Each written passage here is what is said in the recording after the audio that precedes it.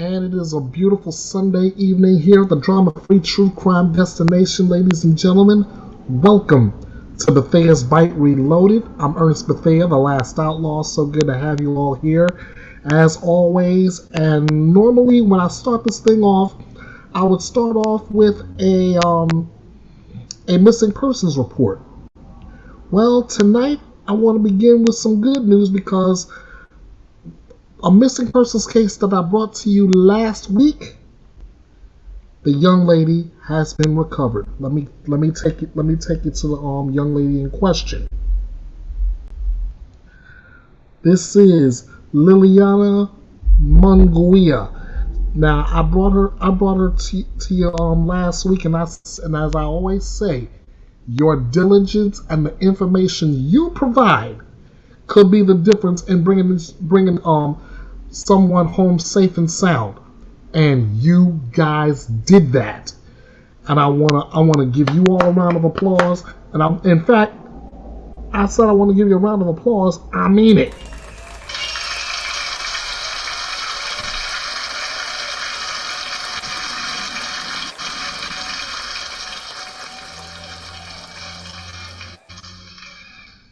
Yes, friends, you guys made this happen. In fact, I want to bring you to the news report on this recovery.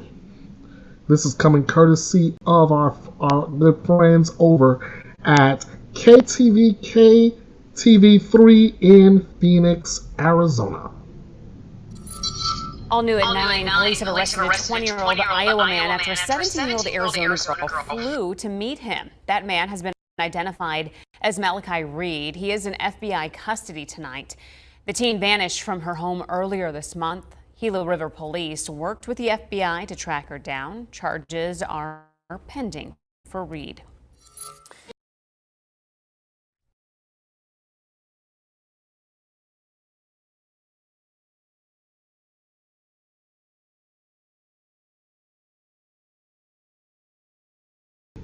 Straight, simple, and to the point, ladies and gentlemen, and it's all because of you. Your tips, your diligence. You kept a lookout for it, and as I always say, if you see something, say something. That way, we'll be able to do something. Guys, once again, I tip my hat, and once again, another round of applause. You guys made this happen.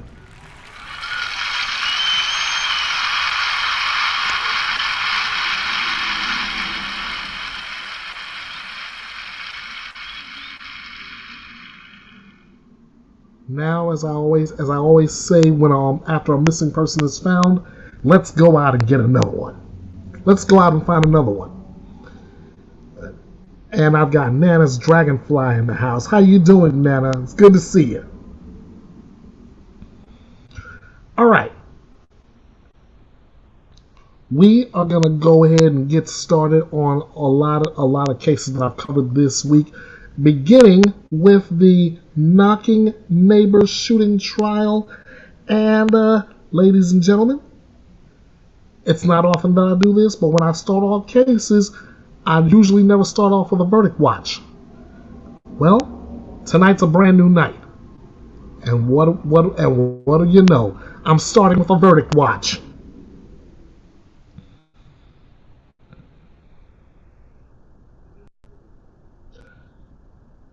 Now, just to give you a reminder of what we're working with Susan Lorincz was arrested and charged with manslaughter and assault in the death of Ajika A.J. Owens. The arrest affidavit states on the day of the shooting, Lorincz was observed arguing with children who were playing in a field close to her home. During the argument, Lorincz allegedly threw a roller skate at one of A.J. Owens' children. After learning of this, the victim, accompanied by her 10-year-old son, approached Lorincz' home. The victim then knocked on Lorincz' door multiple times and demanded that she come outside. Lorincz then fired one shot through the door, striking the victim in her upper chest. The victim died from that GSW. Lorincz wanted to use the stand your ground defense. Did it pay off? Let's watch.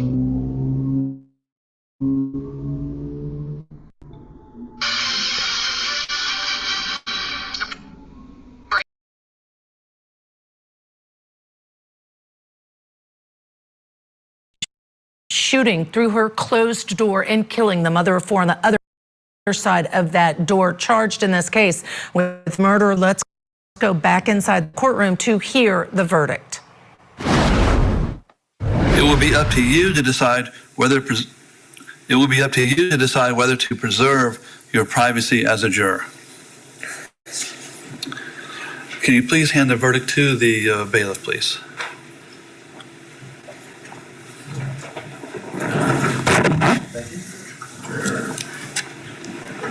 I'm going to have the clerk read the verdict. Verdict as to count one. We, the jury, find as to count one of the charge. The defendant is guilty of manslaughter. Did the state prove beyond a reasonable doubt that during the commission of the offense, the defendant personally used a firearm? Yes. So say we all, dated the 16th day of August, 2024. Does either side wish to poll the jurors to be polled? Yes, sir. Madam Clerk, please poll the jurors by number only. Juror number one, is this your verdict? Juror number two, is this your verdict? Yes. Juror number three, is this your verdict? Yes. Juror number four, is this your verdict? Yes. Juror number five, is this your verdict? Yes. Juror number six, is this your verdict? Yes. Ladies and gentlemen of the jury, if you can go back to the jury room, please wait there and I'll discharge you in a few moments, okay? There you go. Also, here's the last one. Oh wait, I don't think I dated that. Let me do that one back.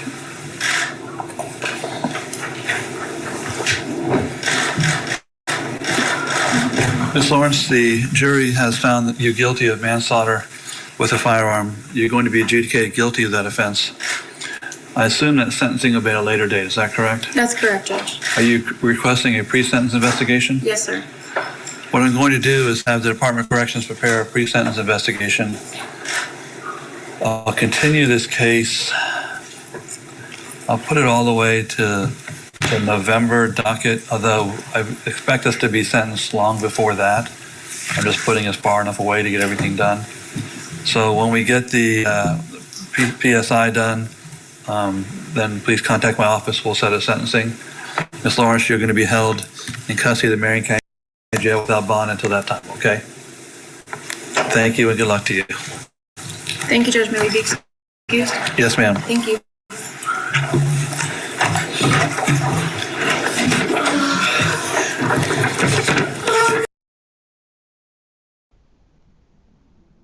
And there you have it, ladies and gentlemen. Susan Lorincz found guilty of manslaughter in the shooting death of A.J. Owens.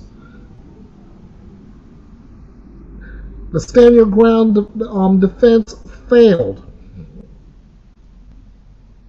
Lorincz faces up to 30 years in prison, and the sentencing is expected in November, but a date has not been set. When let's see, never followed this case. Do I think she was guilty? If she had decided to just to go and talk to AJ Owens instead of shoot first, ask questions never, that would be a whole different story. Number one. Number two, she made the claim that she thought that AJ Owens was breaking into her house. Now, if that was true, she would have fired the moment she saw Owens' face.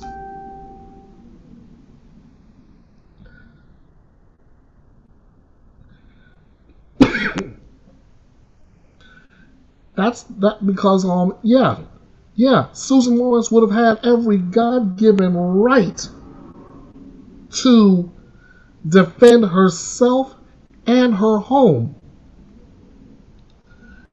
So for manslaughter, I'd say yes, because there was no premeditation behind it. Or else I would have said they were overcharged.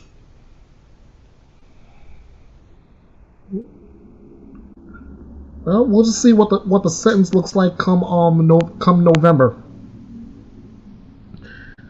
All right, moving onward. This next story just made me sick. It literally tore my guts in two. Now keep this in mind. This story came to me just on Monday.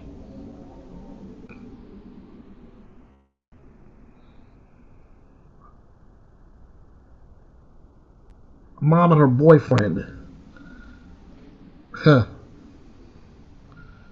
Mom and her boyfriend, monsters. Charged in the murder of a boy confined to a pen, stapled to a wall, shot with a BB gun. Yeah, I'm not kidding you. Look to the right side of your screen.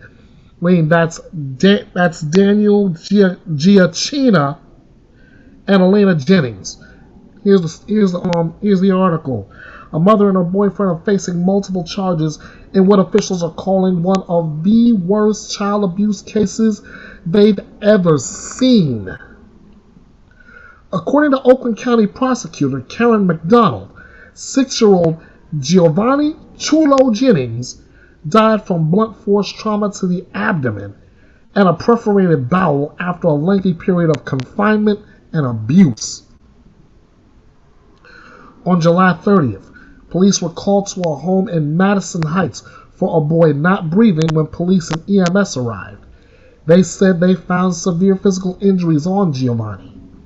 He was rushed to a local hospital and then transferred to the Detroit Medical Center before passing away from his injuries on July 31st. The boy's mother, 25-year-old Elena Jennings, and her boyfriend, 32-year-old Daniel Giacchina, were arrested in the case. And on Friday, the prosecutor amended the charges against the defendants to include murder and child abuse in the first degree. McDonald said her office, in conjunction with Madison Heights Police Department, have spent more than 100 hours reviewing evidence in the case, including cell phone data, photos, and items seized. As we carefully sifted through the evidence, what we found can only be described as horrific. I'm going to take you guys to Court TV for further coverage on this case, and we're going to talk about it on the other side.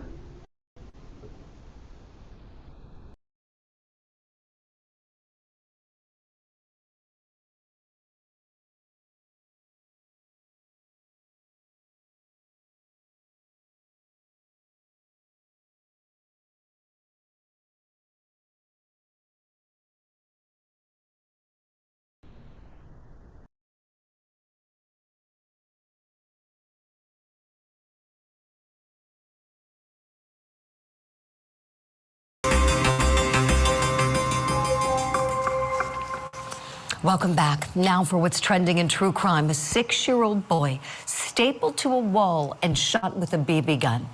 Michigan prosecutors are calling the boy's murder one of the worst cases of child abuse they have ever seen. The boy's mother, Elena Jennings, and her boyfriend, Daniel Giacchina, both are facing charges. Prosecutors say that the child, affectionately known as Chulo, died from blunt force trauma to the abdomen and a perforated bowel after a long period of abuse and being confined to a pen in the corner of a room. Now, days before the boy died, the boyfriend allegedly stapled him to the wall for looking out the window. On one instance, on July 26, Giacchina bound Chulo to the wall to keep Chulo confined in the corner and to position his head to face the wall. He did so by stapling the clothing Chulo was wearing to the wall with a staple gun. He texted Jennings that he had solved the problem of keeping Chulo's face toward the wall. Now, prosecutors say Giacchina then texted the boy's mother a photo of the boy on the wall as the two laughed about it. Now, this morning, we're asking how in the world could a parent laugh at their child's abuse? Let me bring in our power panel now. Still with me, former prosecutor Melba Pearson, state attorney for Palm Beach County, Florida, Dave Ehrenberg, and criminal defense attorney in New York, former prosecutor Sam Braverman. Great to see you all. Melba, would you kick off our discussion, please? Your thoughts on this case? Highly disturbing, highly disturbing. My initial thought was the question as to whether or not narcotics was involved, because that's the only mind state that I can see where it would be amusing to see your child be abused, because then you've obviously lost all touch with reality. Either that or they're incredibly damaged people that are somehow deriving pleasure maybe as a result of being abused themselves or something along those lines. But I definitely would be considering mental health here as a real option. But no matter how you cut it, this poor child should be with us today, and what happened was utterly disgusting. You're exactly right. Dave Ehrenberg, to you next, please. Your thoughts on this one? I mean, it's horrific just when you thought you've seen it all. I mean, something like this comes out, and yeah, Melba's right. Maybe their only defense is diminished capacity. Maybe they can say they were under the influence of drugs or alcohol. I mean, they'll still have to go down for this and serve real prison time, both of them.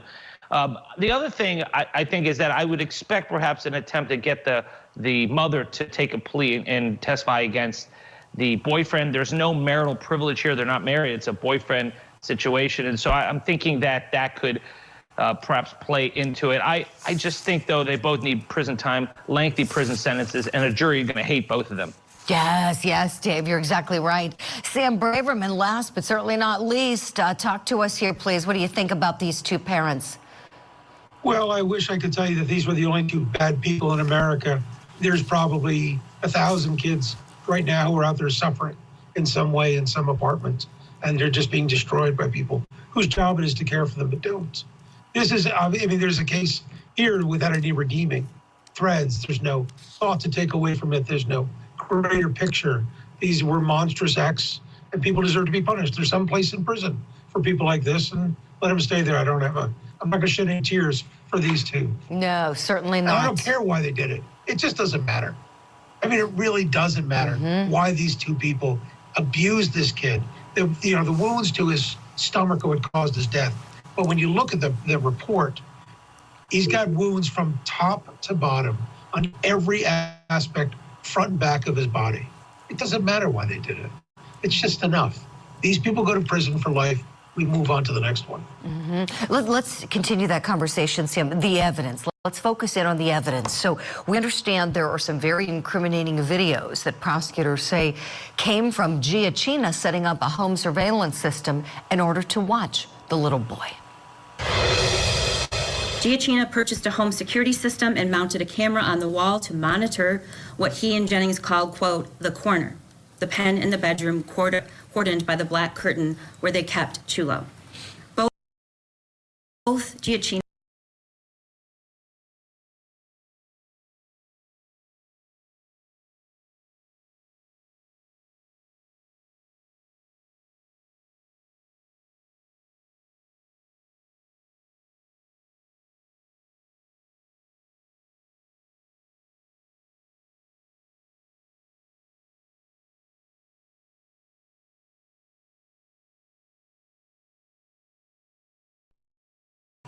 the wounds to his body.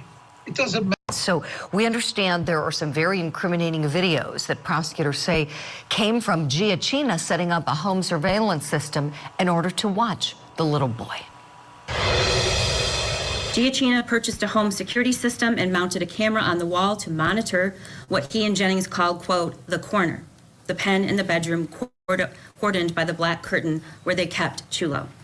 Both Giacchina and Jennings would watch video clips of Chulo, quote, misbehaving, which would include Chulo trying to urinate, drink, or leave the corner. Oh my gosh, you hear that? It just turns your stomach, doesn't it? And let's talk about what this evidence is going to do for the jury when they hear it, and what evidence is really going to tip the scales of justice the most here against these two parents. Melba, I'd like to go back to you, please. child abuse cases like this one, piggybacking off of what Sam said, the point about, they don't need to worry about a motive here. They just show the jury the evidence. What do you think will be most compelling for the jurors, Melba?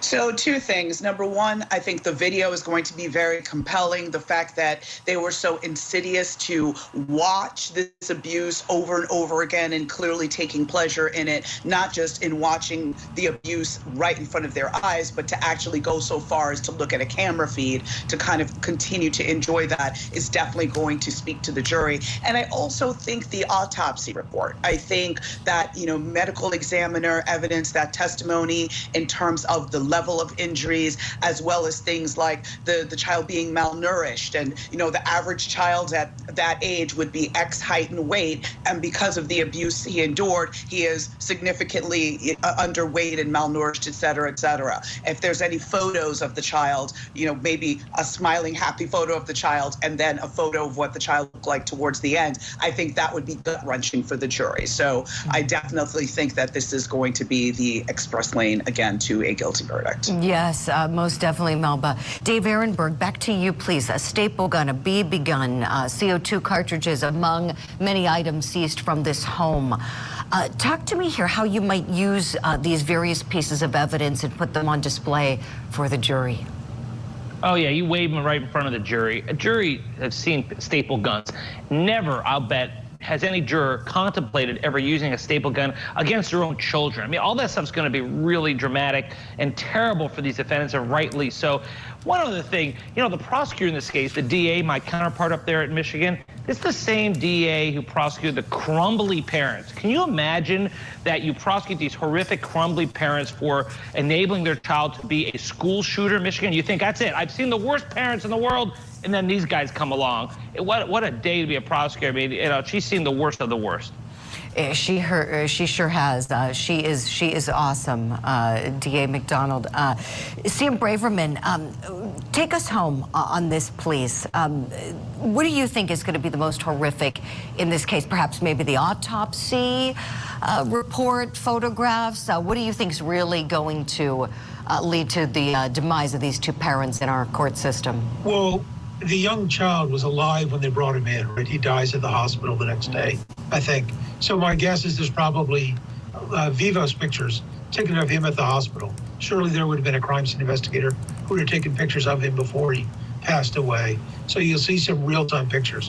One of the things they're going to show is the different age of the pictures. My guess is a medical examiner is going to come up and say, hey, look at this wound here.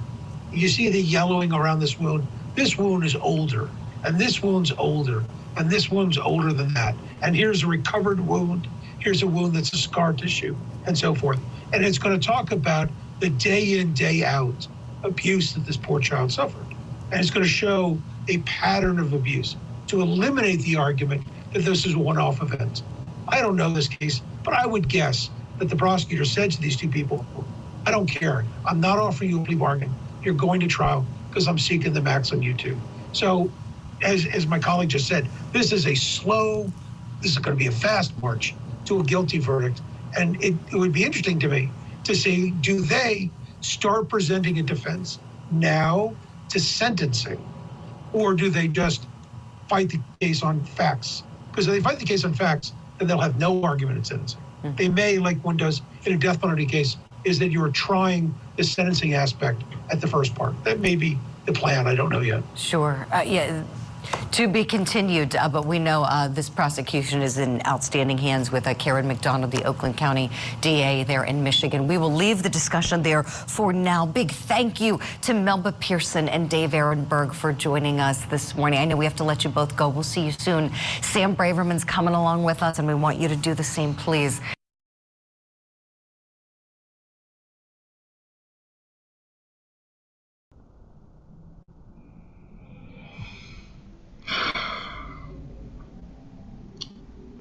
I will save my commentary on this case and 6 others like it as we go through this edition of Bethea'S Byte Reloaded.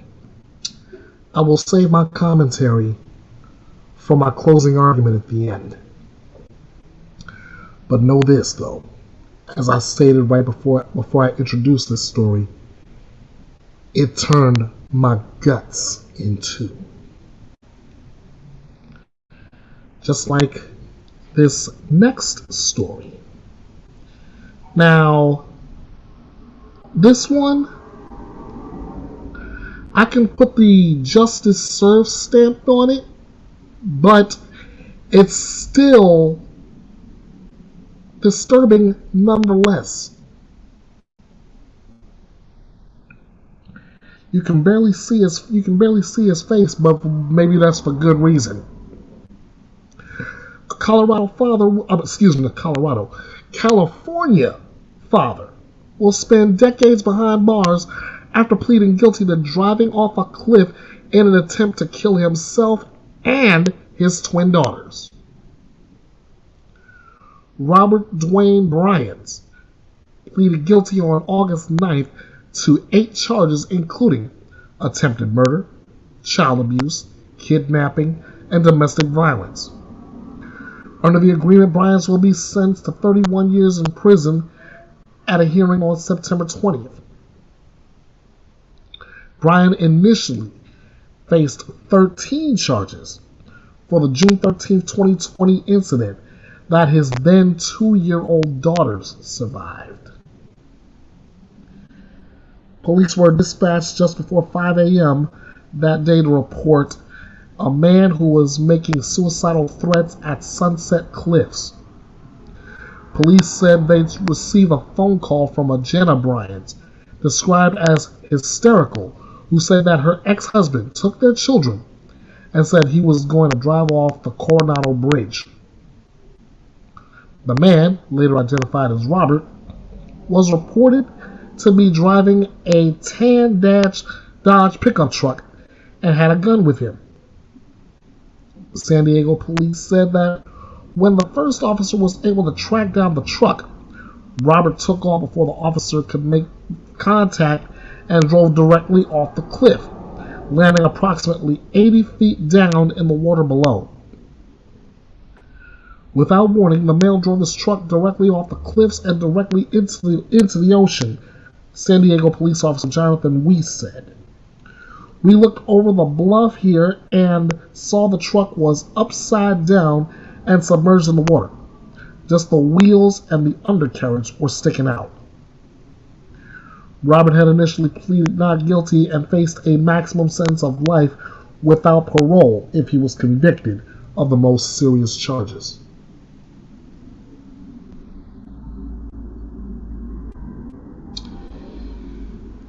What is going on here with parents? No. I'll save my commentary for that one too. And if you're saying, come on, Outlaw, say something. You can't just let this build up. Trust me, I want to. But I do want to let this build up. I want to hit them all at once. Next up, a man is accused of killing his brother's pregnant girlfriend. Zachary Vozella is charged with murder of Brianna Walsh, who was found stabbed to death inside her home.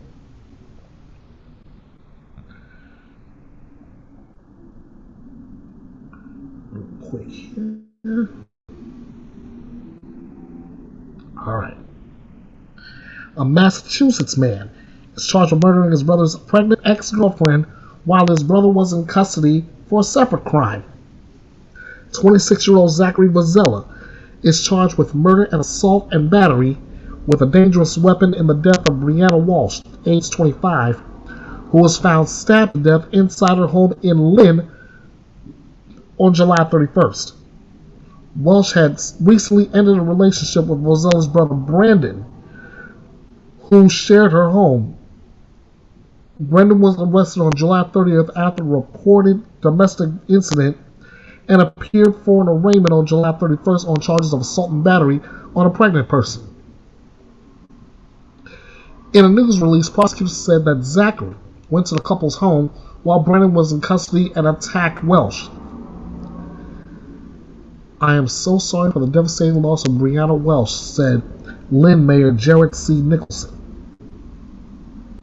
That she was an expectant mother makes this even more tragic, chilling, outrageous, and impossible to comprehend.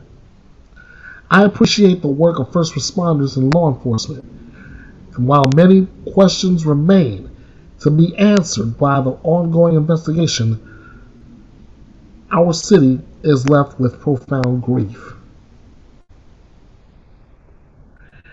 Defense attorney Francisco Napolitano, who represents Zachary, told WBZ that his client is very, very sad about the whole, not only his own circumstances, but that someone died and his brother's in trouble.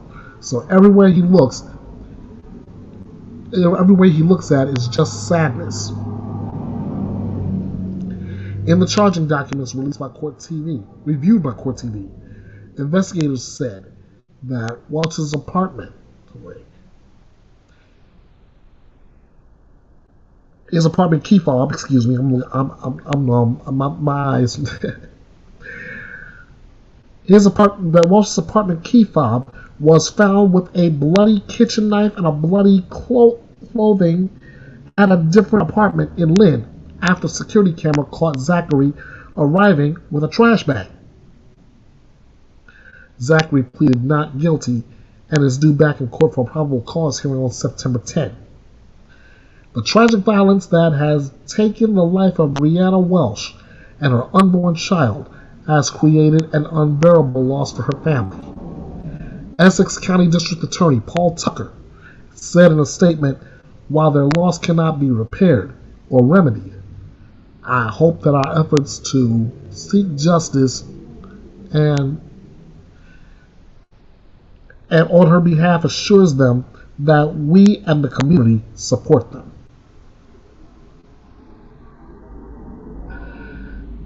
Now, all I can say to that is,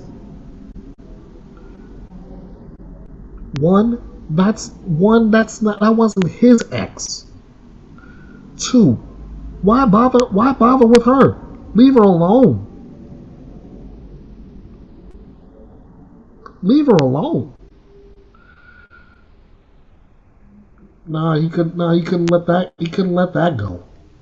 I mean, you got his brother already facing one charge, so instead of leaving her alone, you decide you're gonna go ahead and pile on to it too about getting charges of your own.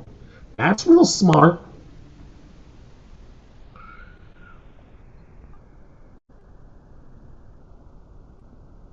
And speaking of smarts,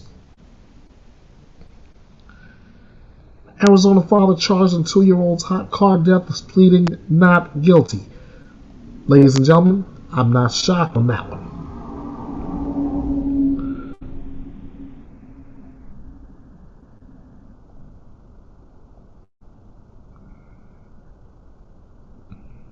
Okay, an Arizona father charged with killing his daughter by leaving her in a hot car has pleaded not guilty. Last week, Christopher Schultz was in court for the first time since murder charges against him were raised from second degree to first degree. 37-year-old Schultz was arrested on July 12th on charges of second degree murder and child abuse. A grand jury indicted him for first degree murder, a charge that requires premeditation and deliberate actions that kill.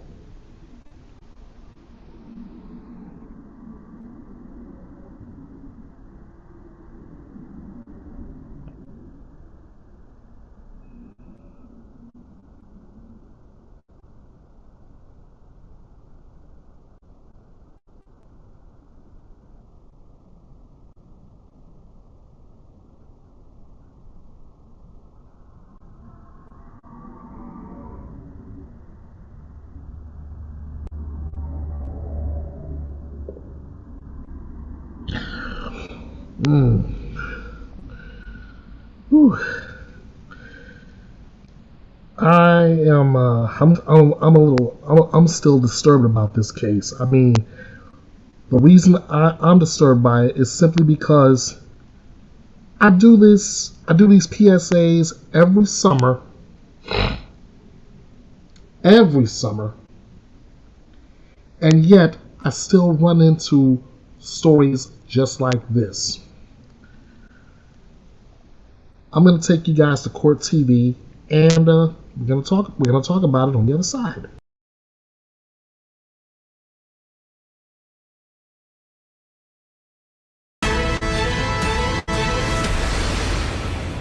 Welcome back. And now for what's tipping the scales this morning, we're turning a spotlight on a brand new body camera video just released in the case of an Arizona dad who's accused of leaving his daughter in a hot car. Little 2-year-old Parker died after being found in the family's car unresponsive last month. And on this footage, aired on Inside Edition, police asked Christopher Schultes how long his daughter had been in the car.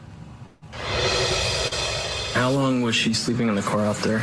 I want to say it was no more than 30, 45 minutes. And I don't think their air was off that entire time. I think there was a time in between I had checked on her last, it was still running, she was still sleeping, and then when I went back out, the car was off.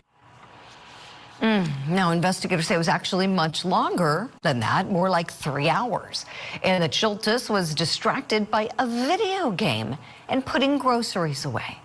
Now, he appeared in court last week. He's pleaded not guilty to the charge of first-degree murder. He is out on bond, believe it or not.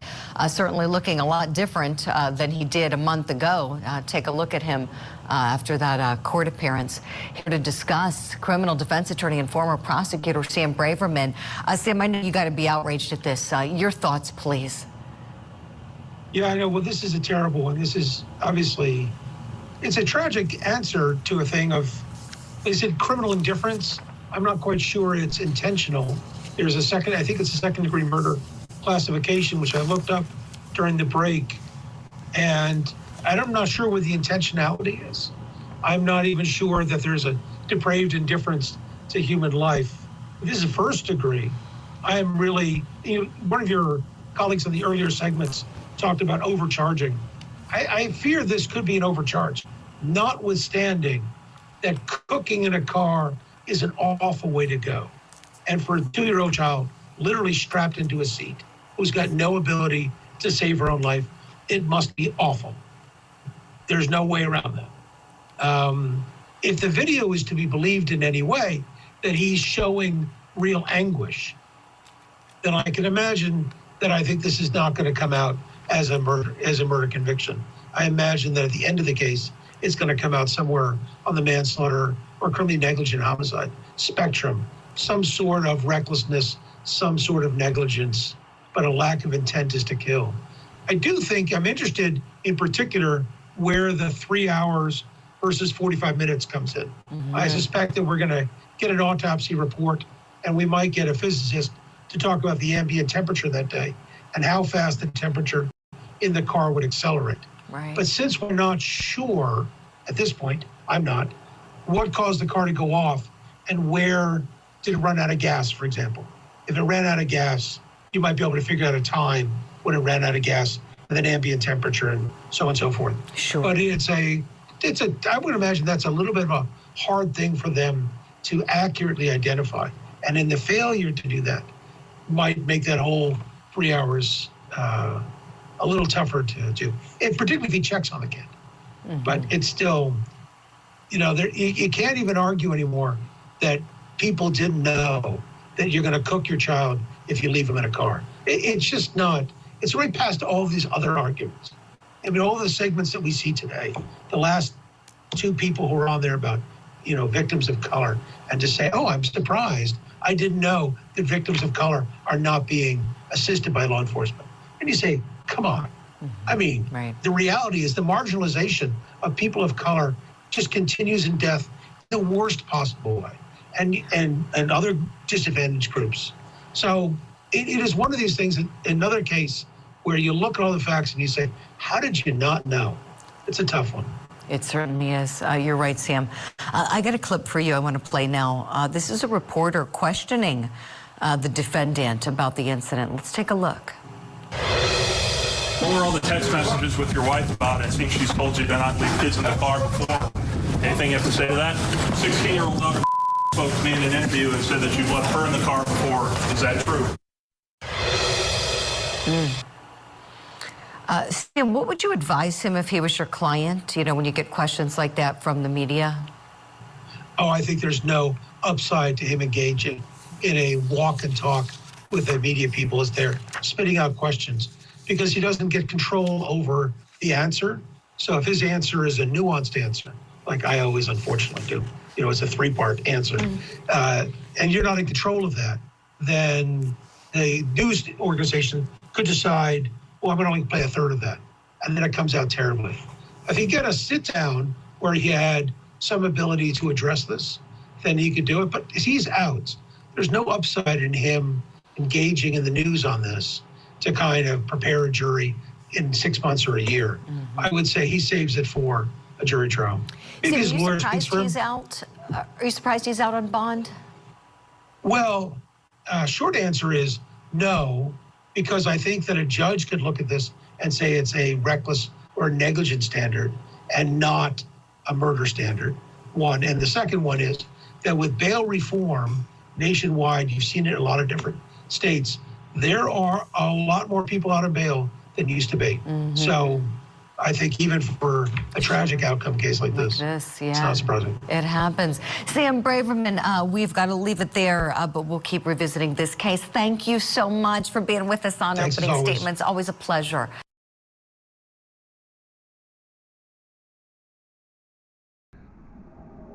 And my thanks to both Sam Braverman and Court TV's Julie Grant, who we'll hear from a little bit later on as well.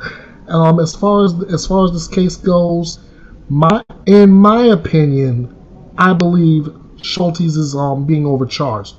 But I'll let that poll in the chat for you as well. What do you think? Is he overcharged with first-degree murder? Do you also drop me a line in the comments? Do you think he should have been charged with something lesser, like what? Second-degree murder, manslaughter? All I can say to this, and I'll pick up on it in my closing argument, is that Schultes did not use any kind of common sense. What do I mean by not using any kind of common sense? Simple. You leave your child in the car sleeping. You go inside. You're unbagging groceries. You're playing a video game. You are neglecting the child in the car sleeping. The temperature at that point is 109 degrees outside. And as I said in the let's see, Amy Crew just came in. How you doing, Amy? Good to have you aboard. She says it sounds like the police have extra information we don't have. Maybe not. But still, this is common sense coming to play here. He left his child in the back of the car. 1. 2. He goes inside to unbag groceries. 3. He sits down and plays a video game. What didn't he do? Good. Took a nap. That's a good thing. He stops to play a video game. What is he not doing?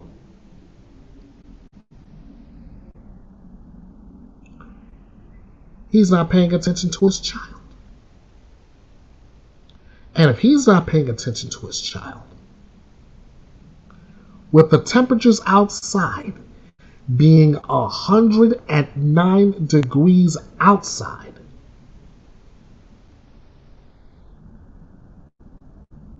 your child is literally cooking inside. And here's something else to note. There are those cars out today that automatically shuts off after 30 minutes.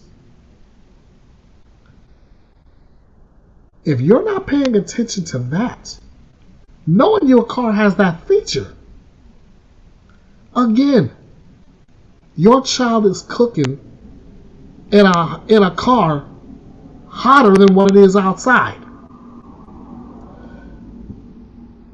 Your child dies from the heat inside. This is the kind of thing I literally preach about every year summer rolls around, right around Memorial Day. And yet, every year, I've run up on a case just like this.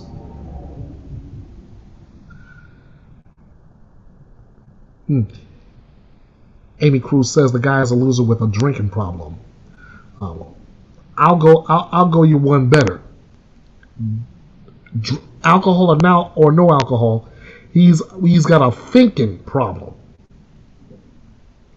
Because had he been thinking, his child would be alive. But I digress.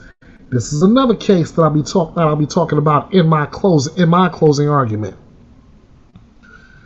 All right, let's try to move on here before I go off on a tangent. All right, jurors are back in the court. Now I'm tongue-tied. The juries have returned to the trial of rapper Young Thug, and they found a new judge presiding on the bench after the original has been removed.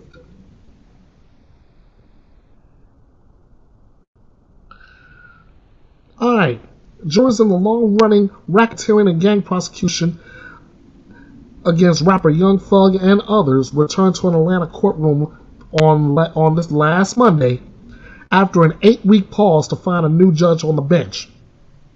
The jury was already on a break in early July when the trial was put on hold to allow us to determine whether the judge overseeing the case should be removed. 2 weeks later, Fulton County Superior Court Chief Judge Ural Glanville was removed from the case after 2 defendants sought his recusal, citing a meeting with the judge held with prosecutors and a state witness. Fulton County Superior Court Judge Paige Reese Whitaker was appointed to take over the case. After she denied motions for a mistrial, the trial resumed Monday with Kenneth Copeland, no, not that Kenneth Copeland, returning to the witness stand, according to the Atlanta Journal-Constitution.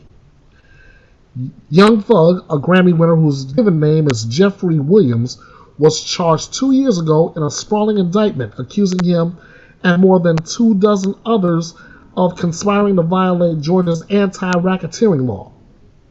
He's also charged with gang, drug, and gun crimes. Young Thug is standing trial with 5 other people indicted with him. Brian Steele, a lawyer for Young Thug, has said his client is innocent and seeks to clear his name through a fair trial. The lawyers for Young Thug and co-defendant Dearmont Kendrick have filed motions seeking Glanville's recusal. They say the judge held a meeting with prosecutors and prosecution witness Copeland, at which defendants and defense attorneys were not present.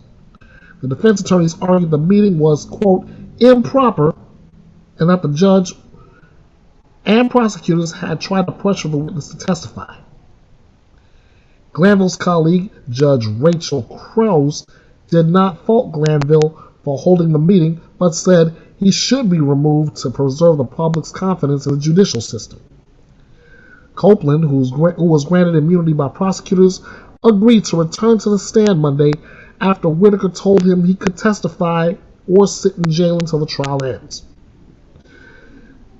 Copeland repeatedly said he didn't remember events from years ago, admitted lying to police, and said he mentioned Young Thug's name to police just to get himself out of trouble. So, in all honesty, how much can Kenneth Copeland's testimony be trusted? 1, and 2, how will he hold up under cross-examination? I say this is the type of guy that can and will get cooked on the cross. But that's again, that's my opinion. All right, the second of 3 verdict watches. This one is the triple murder over $600 trial, or retrial if you want to put it that way. Thao. He's been charged with the execution-style murders of 3 people. Charged with first-degree intentional homicide with 1 count. 1 count of being a felon in possession of a firearm in the killings of 3 men as part of a dispute over money. Thao was charged alongside Kenneth Rattensack, if I'm pronouncing the name right, if I hope. If not, forgive me. Back in 2021 for the deaths of Peng Lor, Nemo Yang, and Trevor Maloney, who were shot to death outside the entrance of a Wisconsin quarry. Prosecutors say at least one of the men was believed to have stolen $600 from Rattensack before the shooting. Let's go to the verdict. Wisconsin versus Thao. How does the jury find the defendant?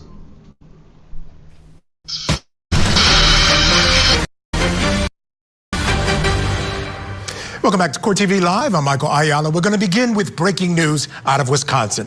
The jury has reached a verdict in the triple murder over $600 trial of Thao. So let's get you out to court. Has the jury reached a verdict? Can you give it to Terry and she'll hand it to me?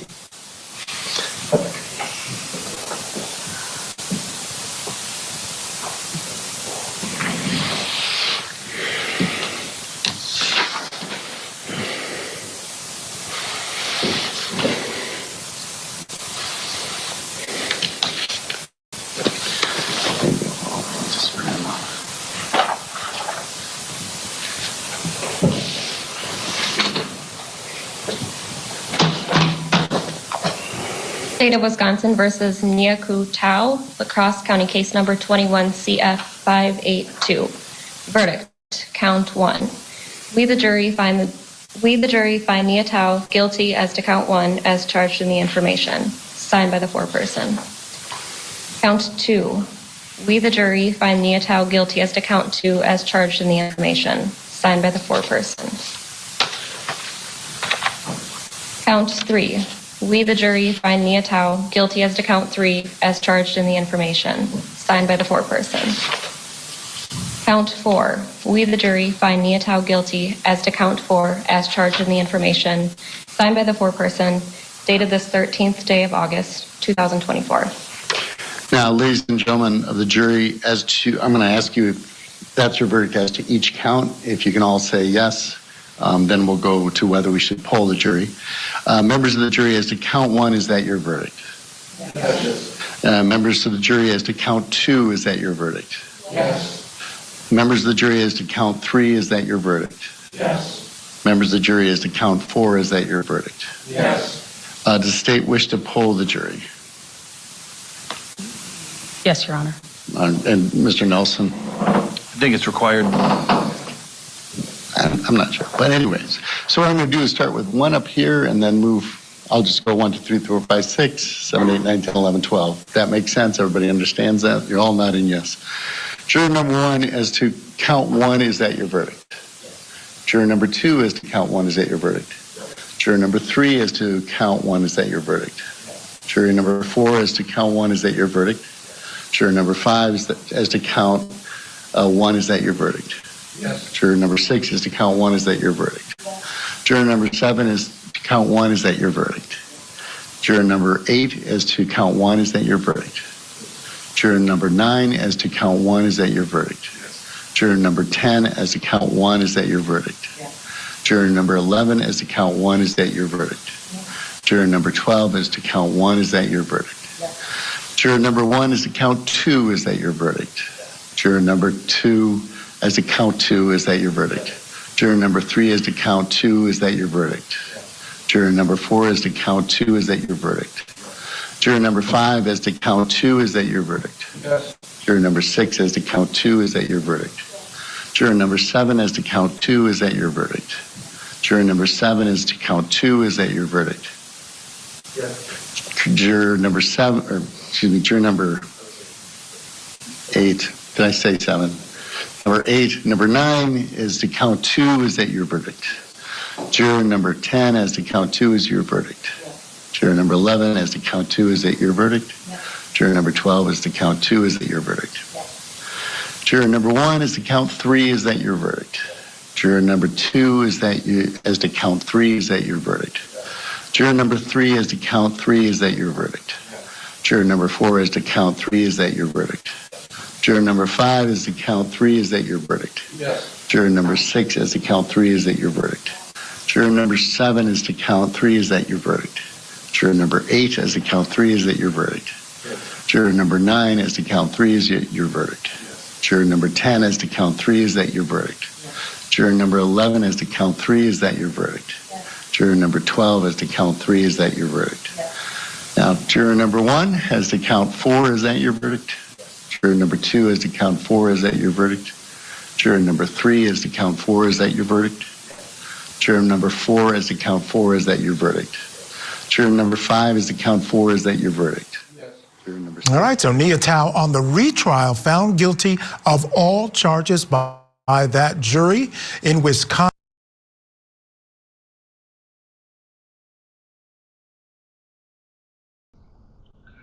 As Michael Ayala began to say that Nia Thao has been found guilty on all 4 counts in Wisconsin in the retrial, where three were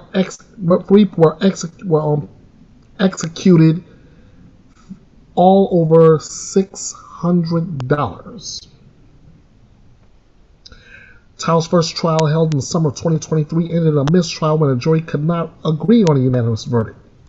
Rattensack testified at that trial, admitting that he used the gun but placed the blame on Thao. That's according to WXOW.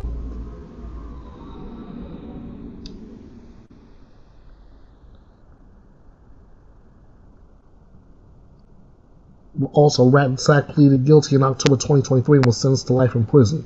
A condition of the sentence is that he was not allowed to seek early release until he served at least 35 years. So we now have to wait to see what the sentence will be for Nia Thao.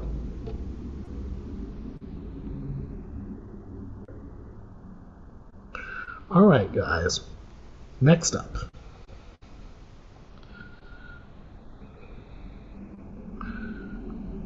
We are in the thick. We've already gone into closing arguments into the kept alive to torture murder trial.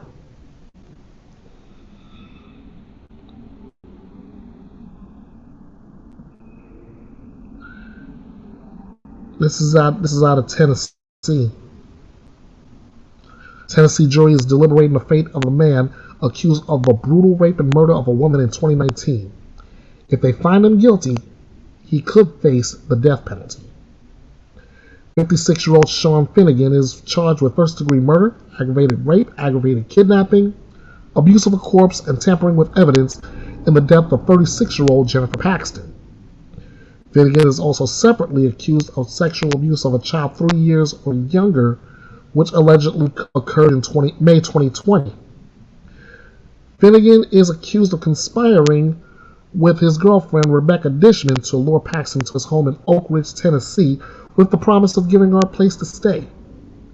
Once Paxton was in the house, investigators say the couple attacked her with a baseball bat, raped her, and tortured her. Documents reviewed by Court TV reveal the couple is accused of shackling the victim to the bed before finally strangling her with a ligature and leaving her for dead.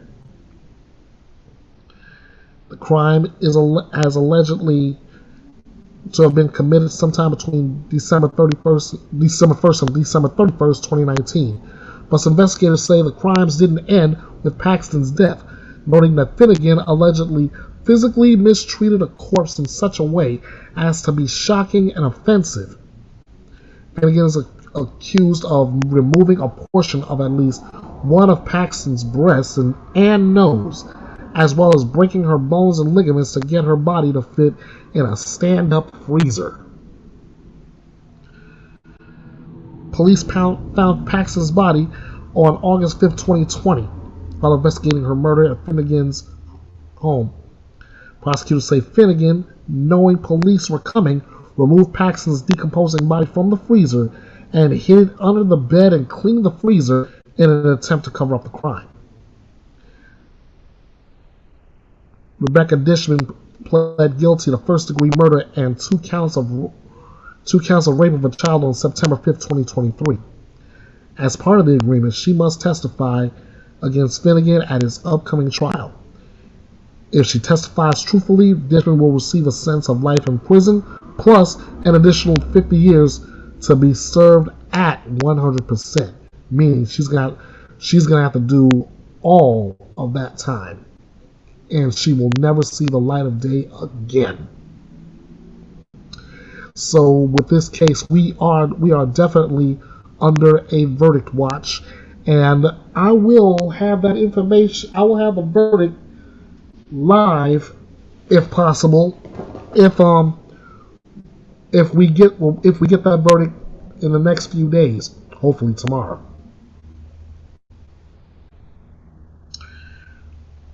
We are moving on. A popular Cleveland entrepreneur is facing charges of attempted murder and rape. Bobby George, well-known Cleveland entrepreneur, is facing multiple charges, including rape and kidnapping.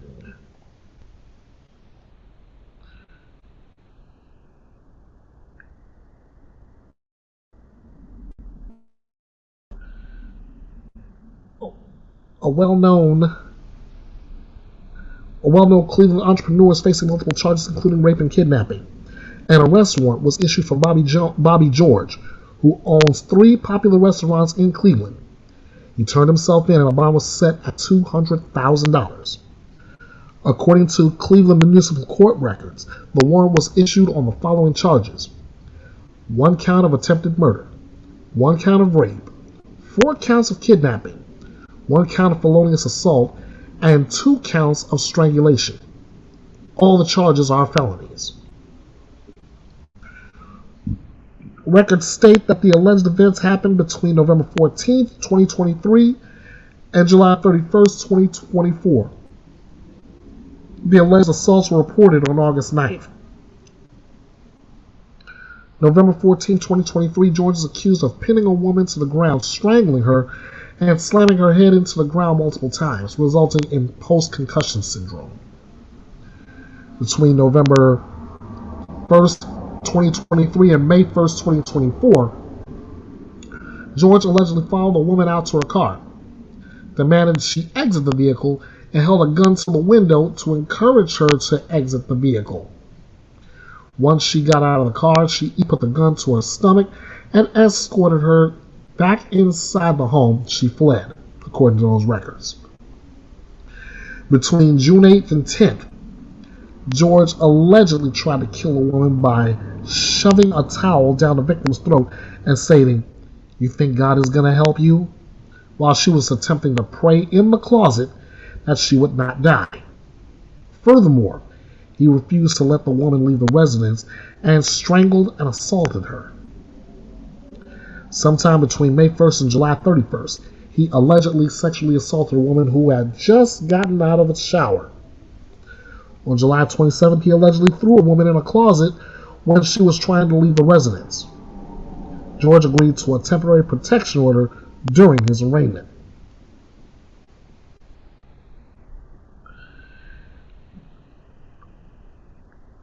The City of Cleveland's law director released the following to Scripps News Cleveland. Quote, "This case was investigated by the Division of Police's Domestic Violence Unit and was handled the same way that similar cases are handled every single day. Information is gathered, evidence is presented to the prosecutor, and an objective decision is made solely based on the facts. This is a case that involves multiple incidences, and in this instance, several pieces of evidence were obtained before a charging decision was made. It's imperative for the public to know that this case was treated according to standard protocols like any other case, regardless of the defendant's name, title, or occupation. The investigation remains ongoing. And when we, let's see, Amy Cruz back, she says, thank God he was arrested, and I couldn't agree more. I could not agree more. As long as they keep taking guys like that off the street, I don't care how much success he's had, and he's still in the wrong. And so I'm gonna keep an eye on this particular case, and when I get further information like a possible trial date, I will bring that to you all right here at the drama-free true crime destination. Okay, cold case. One that tore my guts into. Melissa Avila has been arrested for murdering her baby 37 years after the newborn was found dead inside a dumpster. Hold on to your hats, folks.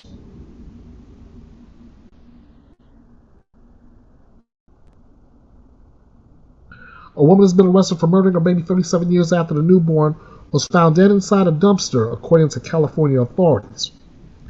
The dumpster was located behind a business in Riverside, and on October 13, 1987, a man rummaging for recyclables found the newborn girl inside of it. That's according to Riverside police. Officials ruled the death a homicide, but after exhausting all leads, detectives went more than 3 decades without answers. Then in 2020, the newly formed Riverside Police Department Homicide Cold Case Unit reopened the investigation and tested DNA from the scene. With the help of the county's regional cold case team and Season of Justice, a nonprofit that helps fund DNA analysis in cold cases, authorities identified the baby's mother as 55-year-old Melissa Jean Allen Avila, who would have been 19 at the time of the baby's death. Riverside detectives and U.S. Marshals eventually located Avila in North Carolina, where she was arrested for murder. Authorities extradited her to Riverside County, where she was booked into the Larry D. Smith Correctional Facility on a $1.1 million bail. There is no evidence that the baby's father is involved in the case, police said.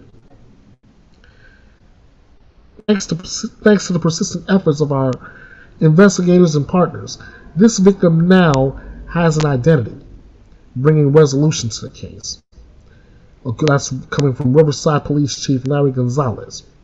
He continued saying, "We will remain dedicated to seeking justice for homicide victims and ensuring their families find closure." 14 years after the baby's murder, in 2001, California established the Safe Arms for Newborns law, which allows any parent or guardian to confidentially surrender a newborn to any hospital emergency room or fire station without fear of prosecution. The guardian does not face prosecution in these cases, so long as the baby is 3 days old or younger and has not been mistreated.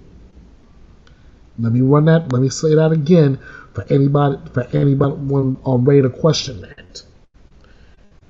The guardian does not face prosecution in cases like this, so long as the baby is 3 days old or younger and has not been mistreated.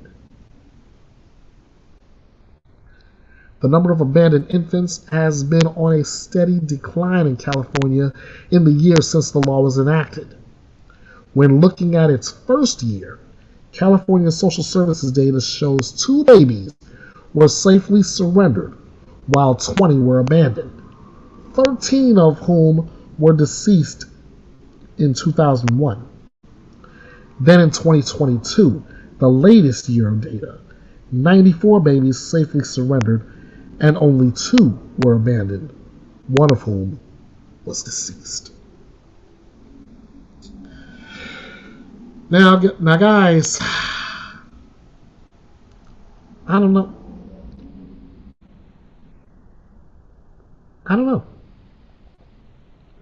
Let's see. They arrest this lady and let that monster in New Mexico go without a trial. Amy, I'm gonna go ahead and say that you're only half right in that statement. They did arrest this one, but remember, this was a 37-year-old cold case. Number one. Number two, if you're thinking about the Alexi Treviso case in New Mexico, oh, let me tell you, they are not letting her go scot-free. There is a trial coming. She will have to stand trial for the murder of her newborn. So be on the lookout for that case, because you can be sure that Bethea'S Byte Reloaded will be covering that. All right, I've got one more verdict watch for you. This one was known as the Dad in the Ditch murder trial. Iowa versus Alec Jones.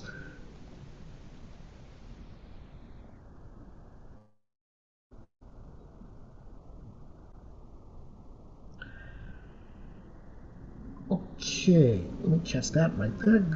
Good. All right. 26-year-old Alec Jones was charged in the April shooting death of 55-year-old Dennis Jones. Alec's brother, 21-year-old Nathan Jones, is charged with aiding and abetting murder in the first degree. The brothers were being tried separately, with Alec standing trial first. A mail carrier found Dennis's body in a roadside ditch on April 26th, according to the Fort Dodge Police Department. An investigation determined Dennis was fatally shot at another location, then dumped in the ditch. The brothers were arrested that day. An affidavit obtained by Court TV accuses Alec of shooting Dennis numerous times and committing this act with prior planning and attempts to conceal his activity with the help of Nathan. So,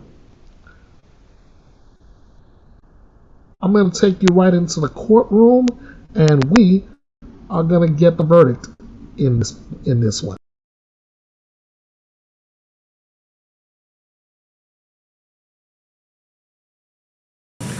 All right. Verdict Form 1 reflects that we, the jury, find Alec Ray Jones guilty of the crime of murder in the first degree. Is this your verdict? Yes. I'm just going to ask you individually, starting in the back row at the left, if this is your verdict. And I'll just start with you, sir. You, sir? Yes. You, ma'am? Yes. You, ma'am? Yes. Sir? Yes. All right. Thank you, ladies and gentlemen.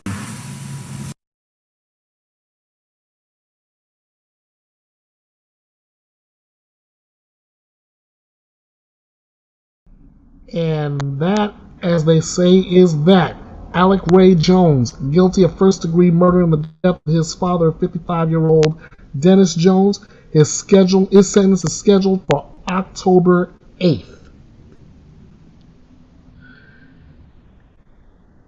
At 10 o'clock Central Time, 11 o'clock Eastern Time.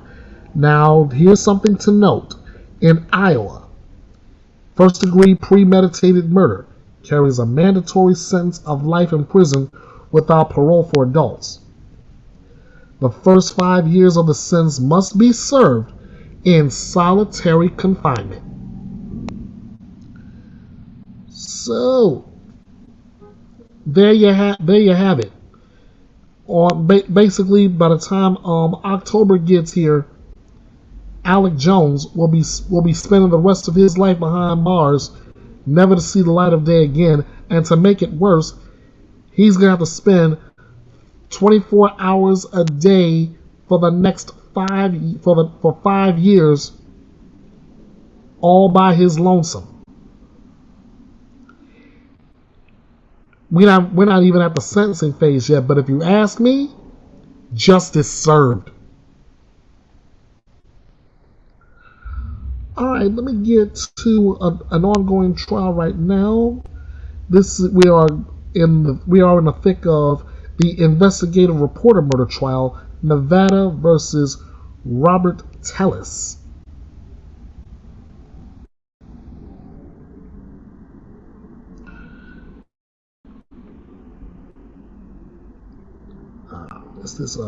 Yeah.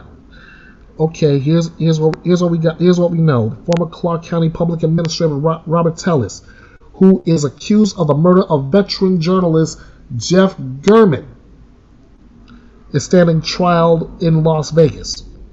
Tellis was arrested on September 8, 2022, 5 days after a neighbor found German's body outside his Las Vegas home.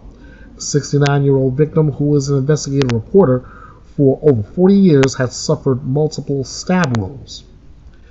The Las Vegas Metropolitan Police Department was able to locate surveillance video of a possible suspect from a nearby home's security camera. A person in a large straw sun hat and orange safety jacket was spotted walking to and from German's house. Police also spotted a maroon Yukon Denali as the possible suspect's vehicle, according to Tellis' arrest report. An SUV of that make, model, and color was registered to Tellis' wife. Let's jump right ahead and let's look at day 3 of this trial. Yeah, that's a smart idea. Grab your orange vest to wear for the crime.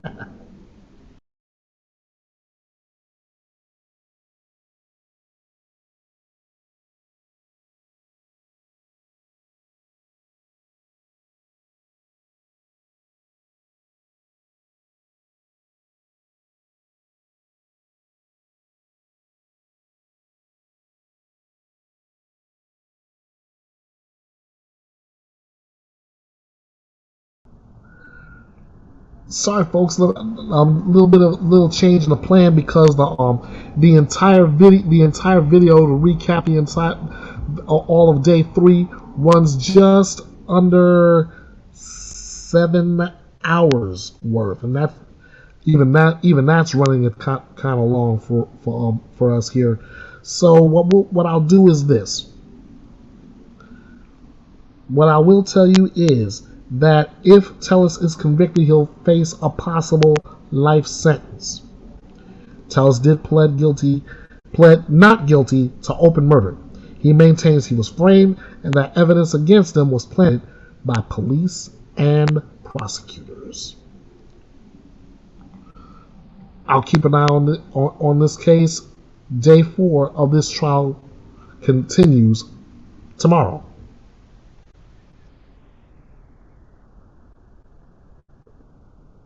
Next,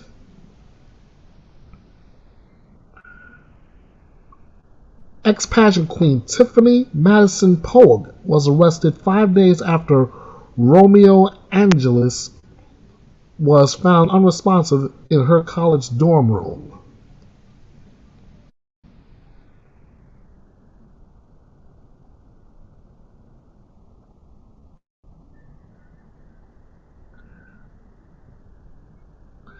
Former Georgia pageant queen accused of murdering her boyfriend's son appeared in court on Wednesday for her arraignment. 18-year-old Trinity Madison Pogue was arrested on January 19th, 5 days after Romeo Angeles was found unresponsive in her college dorm room on Georgia Southwestern State University's campus. Angeles, who was also referred to as Jackson, later died at a hospital. During Wednesday's proceeding, Pogue pled not guilty to multiple charges. In total, she's facing 6 charges: malice murder, cruelty to children in the first degree, 2 counts of felony murder, and 2 counts of aggravated battery. An indictment obtained by Court TV accuses Pogue of inflicting blunt force trauma to Angeles' head and torso. The indictment states Pogue caused serious disfigurement to his liver and rendered his brain useless. Let's go to the courtroom for this arraignment.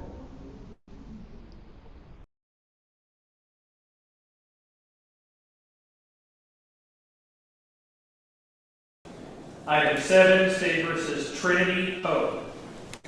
Good morning, Your Honor. On behalf of Ms. Pogue, she's present. We enter a not guilty plea. There are some motions that have been filed, and I anticipate some others are going to be filed. This has been assigned to Judge Sizemore. I have received already a good bit of discovery. There are some things I'm going to meet with Mr. Lamb after this presentation today and try to get a few more things that we need. It's unlikely it's going to be ready for trial on October 24th, but we're going to try to move it there. We got to get an expert involved in that type of thing. We just got to discover material. Well, October 24th is Sizemore trials. Whenever y'all want to try, it's fine with me. Well, we just announced not guilty and waiting for an arraignment right now. Okay, you and Ms. Over are free to go. Thank you, and I have one other case coming up, so I'll wait to announce it, but I'll tell Ms. Pogue she can leave. You schedule whatever you want with Judge Sizemore. Thank you, Your Honor. Thank you. Item 8, State v. Noel Goggins.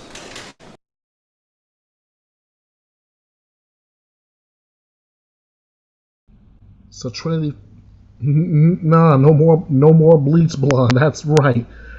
She did look like she was bleach blonde in the pictures that I've been posting of her. Now she's more like a brunette with blonde highlights. But that's besides the point. She's still being charged with all this in the murder of that baby, and is she out on bail?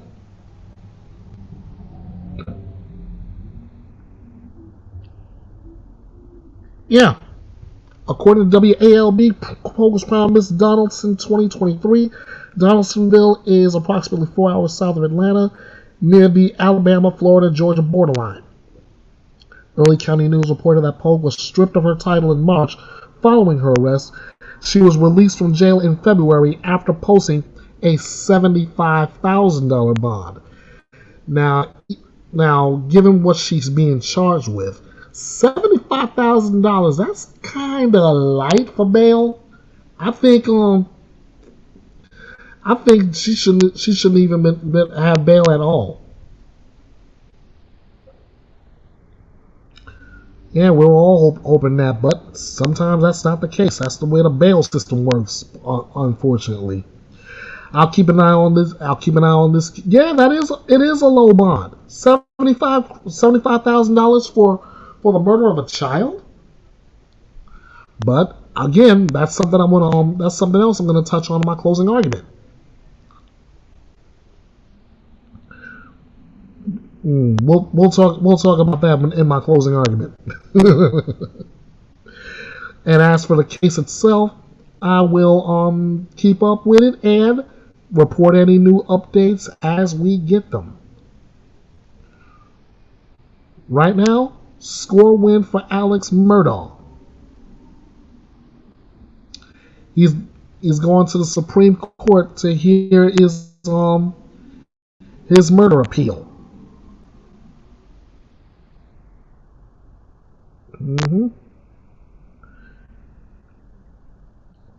Let's take you right into this with Court TV. Love Maggie.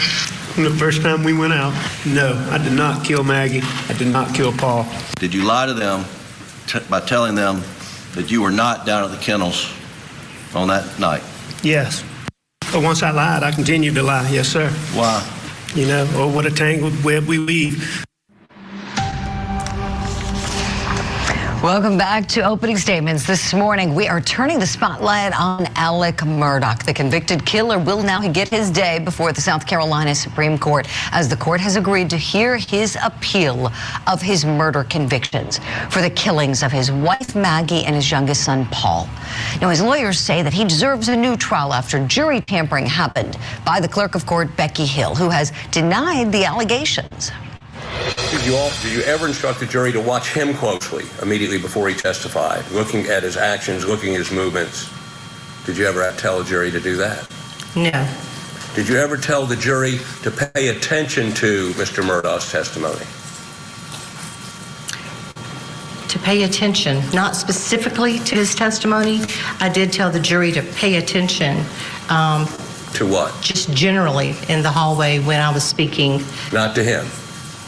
No. Just any witness? Right. Murdaugh's defense team now has 30 days to file their brief. A hearing date for arguments has not yet been set. We have a great guest I want to bring in now. He has represented 4 of the jurors in this case and some of Alec Murdaugh's victims. Friend to Court TV Network attorney Eric Bland is with us. Good morning, Eric. Great to see you. Could we start, please, with your reaction to the news of the High Court granting his appeal? Well, you know, Alex and his attorneys always viewed themselves as the organ grinder and the courts as the monkey. But in this case, it's just an ordinary appeal that anybody would do once convicted of murder by a jury. So I'm not surprised that the appeal was taken. It's a little bit of a surprise that it didn't go through the Intermediate Court of Appeals first to get to the Supreme Court.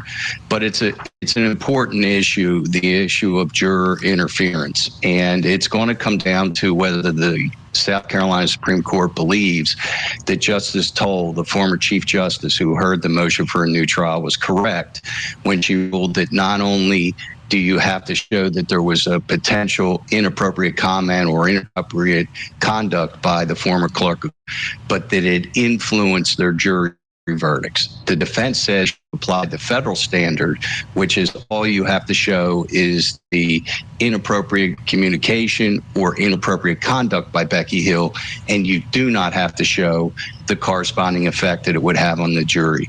There's also other appellate issues they're going to hear, which is the evidentiary issues on the financial crimes being admitted, and he claimed that the trial should have never taken place in Walterboro and he should have gotten a change of venue. But the clear constitutional issue is going to be on the standard applied by former Chief Justice. And if he loses in our Supreme Court, he's taking this all the way up. Alex has nothing but time. He'll be in jail for prison for the rest of his life for the financial crimes that he was pled guilty to. So he has nothing but time, and this is going to be his recreation in the legal system with continuing appeals. Eric, curious what you think. I feel like the million-dollar question, so many people who follow this case all around the world, I'm sure listeners to your podcast, Cup of Justice, have asked you, do you really think it's likely that the court could overturn his convictions? I mean, your legal opinion on how likely it is that that could happen? It's probably very close.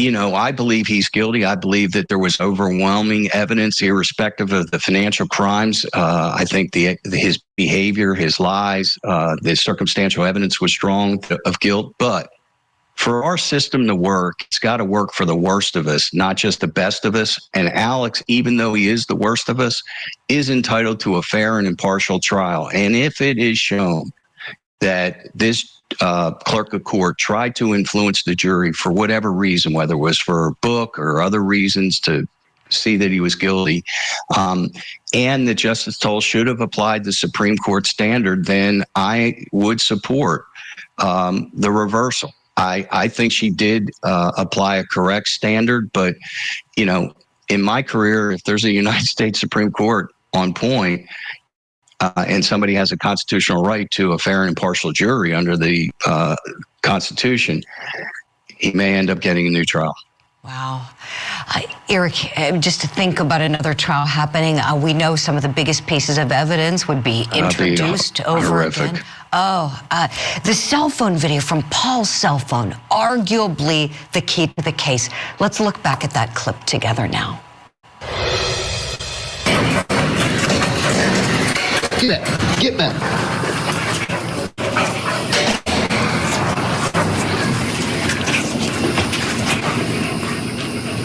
Quit, Cash. Come on. Quit. Come here. Come here, Cash. Post it. Cash. Hey, he's got a bird in his mouth. Bubba. Hey, Bubba. It's a guinea. There's a chicken. Come here, Bubba. Come here, Cash. Come here, Bubba. Cash. Quit.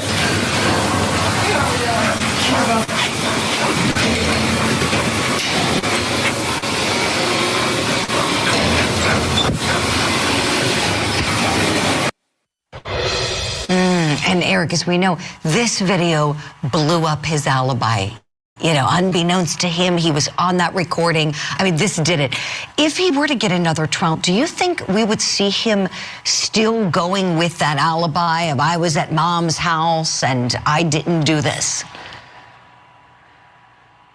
He even if he doesn't, it'll be used against him. These are prior admissions. You know, whether he goes forward with there was a different theory and continues to go with the two-shooter theory.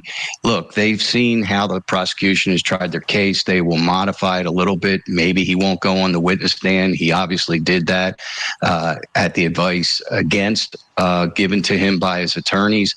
So we would see possibly a different defense. I don't think we're going to see much of a different prosecution now. Whether Judge Newman is the trial judge coming back, if there's a new trial, I doubt he would be.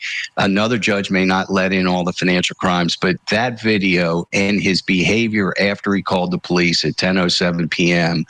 and having totally clean clothes after claiming hugging and grabbing his son, who was full of blood and dirt, and all of the admissions he made to the police officers during his first interview, I think he's going to get convicted again. But again, Julie, we need to have a system that's fair for the worst. And if Justice Toll applied the wrong standard, and it's proven that Becky Hill made statements that went beyond ministerial statements of what do you want for lunch, how do you get to and fro court, then he would get a new trial. But remember, there's only one witness who said that she said those statements. The 6 jurors I represent, not just 4, they testified and said they never heard her say anything other than ministerial comments. So will the court of Supreme Court believe one person over the other 11 who testified and said nothing untoward was said? Oh, wow. That's a great point, Eric. That's a really great point. And of course, I'm in agreement with you. If his constitutional rights were violated, if his right to a fair trial was violated, absolutely, he deserves a fair trial. As you said, the system has to work for all of us, even the worst of us, and he is arguably the worst of us here in America. Eric, last question for you, please. We know that he's appealing his federal financial crimes case after he pleaded. And I think that's puzzled a lot of people. You know, he pleaded, he got a 40-year sentence there, stealing from millions of his clients, some of those clients, you know, you represent. He's saying that his sentence was 10 years more than the statutory recommendation and too harsh under the Constitution. That's his defense team's legal argument. What do you say to that? I think it's just not a good argument. He pled guilty. He knew what he was pleading into. His attorney waived any arguments that were going to be made. The judge gave 45 days advance notice of an upward enhancement was going to be done. And his crime was so unique. I think it's not cruel and unusual under the 8th Amendment. I think the Fourth Circuit's going to reject it outright. Eric Bland, always great having your legal expertise. Thank you so much for making time for us this morning. We'll see you soon and hear you on Cup of Justice. Take care. Thanks to Julie Grant and Eric Bland for that one. And I gotta agree with Amy Crew here. A lot of what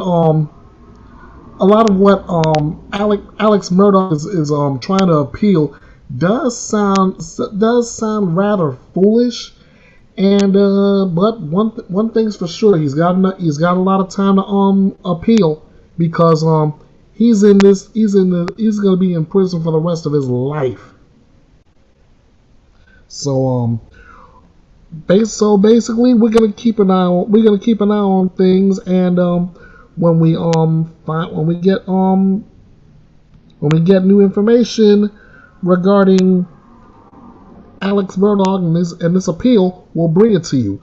But in the meantime, he's currently serving 2 life sentences for the murders of his wife and son after he was convicted of shooting them on the family's low country property.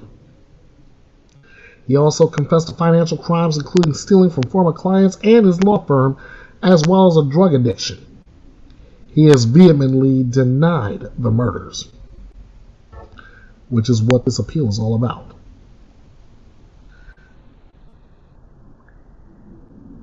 Next up, ladies and gentlemen, we have a Sarah Boone update.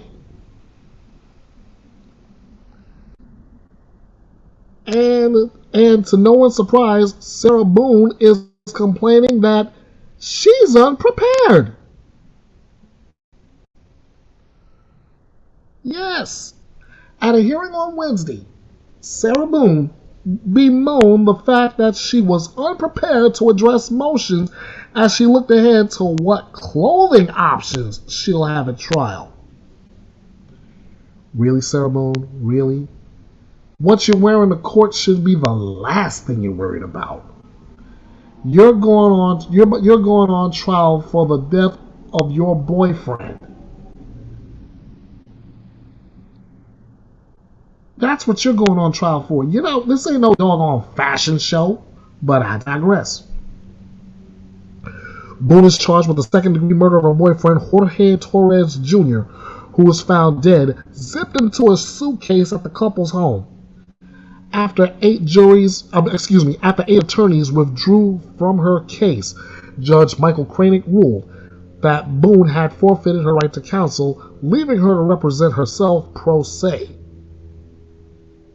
One of the hurdles Boone faces as an incarcerated pro se defendant is trying to look at the evidence in her case.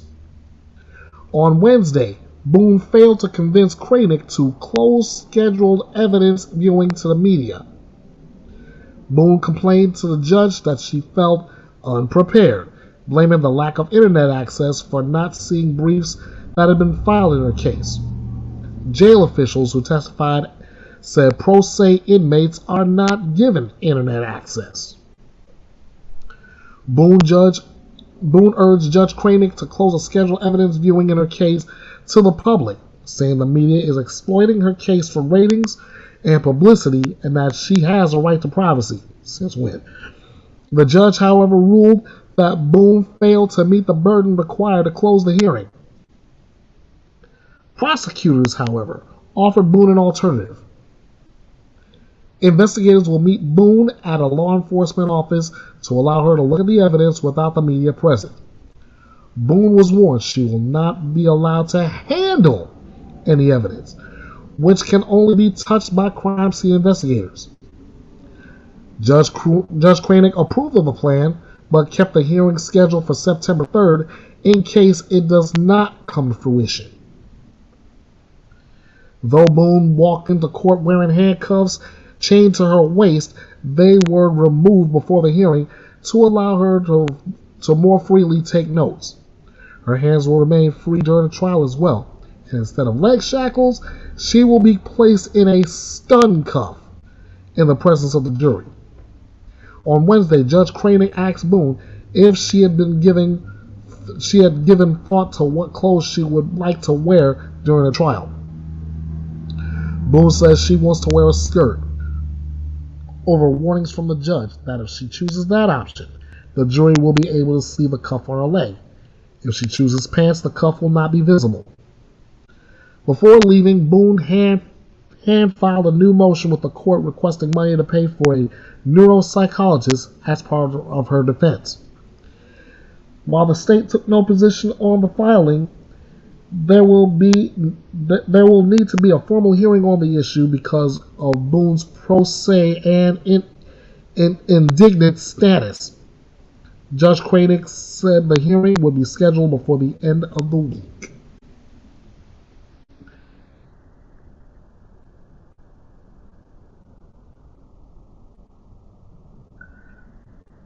going back to the Alex Murdaugh trial. Alex Murdaugh was a fool for testifying. That's the defendant's prerogative. Some defendants, on the advice of their attorney, will not testify in their own defense. For example, we just had the Susan Lorincz case. She opted not to testify in her own defense. She was found guilty. Alex Murdaugh opted to testify in his own defense. He was found guilty and sentenced to 2 life sentences. Sometimes strategy works, sometimes it doesn't work at all. Meanwhile,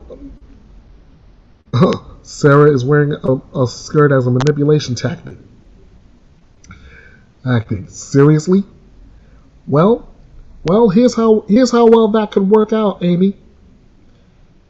If she wears a skirt, the jury's going to be able to see that stun cuff. If she doesn't and she decides to wear pants, the jury won't see it. Who does that advantage lie with?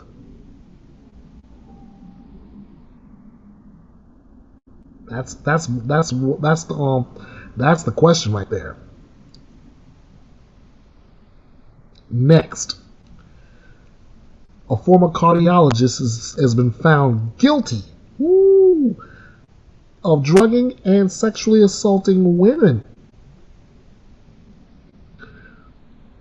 Well, let me get away and get my stamp ready. A former Denver cardiologist charged with drugging and sexually assaulting nearly a dozen women was found guilty by a jury on last Tuesday, on all but 3 counts against him. 35-year-old Stephen Matthews was arrested in March of 2023 after a woman first reported to Denver police she was drugged during a brunch date and then sexually assaulted at his home. 2 months later, Matthews was arrested for a second time after 9 more women came forward with similar allegations, reporting that they met Matthews online and after agreeing to meet for drinks, lost large portions of their memories, according to an arrest affidavit. The allegations go all the way back to 2019. In total, 11 women came forward with allegations Matthews drugged them. 9 of them reported sexual assaults to police. Facing 38 charges in total, prosecutors presented dozens of witnesses and hundreds of pieces of evidence to the jury. Quote, well, this is coming from a prosecutor during closing arguments on last Thursday. Stephen Matthews had a deliberate and very particular way of identifying and selecting the targets that he would eventually perpetrate against. This is an obvious case of a man who feels entitled to perpetrate against women for his own benefit by robbing them of memory, by robbing them of bodily autonomy, by impairing their memories, only to have them come in and testify and criticize them for the fact their memories don't exist, end quote. The defense argued the prosecution's case lacked evidence. Merely getting up here and telling a story its evidence for you to consider is not proof beyond a reasonable doubt unless you think it is. It's just an accusation. It's just an allegation, a defense attorney told the jury. Don't let the volume of accusations override your common sense and your reasonableness. Allegations first surfaced in early 2023 when a victim and Matthews chatted for several weeks on a dating app, then agreed to meet for brunch on January 29th, according to court documents. After the two ate breakfast and had mimosas, they returned to Matthews' home and eventually hung out in his hot tub. According to court documents, the victim began to feel poorly after some time and last remembered being in the hot tub. Her next memory was being at home while paramedics checked on her, adding she had no memory from around noon to 9:40 p.m., according to the document. While taking an Uber home from Matthews' house, the victim reportedly called her sister and was told she was not making sense, according to the affidavit. The victim had hickeys on her chest, but did not remember any interaction like that with Matthews. The next day, the victim had a sexual assault nurse examiner or SANE exam completed. According to the affidavit, Matthews later told investigators the victim had 1 or 2 mimosas and half of an avocado toast during breakfast before the two went back to his place. He said the victim then had a larger mimosa while he had tequila. That's also according to the document. He also claimed that the victim had 2 shots of tequila with her mimosa. Matthews said the two eventually went to his hot tub and later had consensual sex. Investigators in April 2023 said it was believed Matthews might have been involved in other incidents and urged any other potential victims to contact Denver police. He was arrested for a second time the following month. During the verdict Tuesday, Matthews was found guilty on 35 of the 38 counts against him. His bond was also revoked following a request from prosecutors. Denver DA Beth McCann said in a prepared statement, Stephen Matthews took advantage of nearly a dozen women in the most egregious way imaginable, and for that he will now pay a significant price. I hope today's verdict provides a measure of comfort to all the victims whose courage throughout this case should be an inspiration to us all. Sentencing is scheduled for October 25th, 2024 at 1:30 p.m. That's 1:30 p.m. Denver time. Yeah, what a monster. This guy, he was a monster, but he was a very manipulative monster. But eventually, the monsters get caged, and I believe that's exactly what's going to happen to him. Next up, a former NFL player, he's sentenced for the murder of a 5-year-old girl. I told you I better get my stamp ready.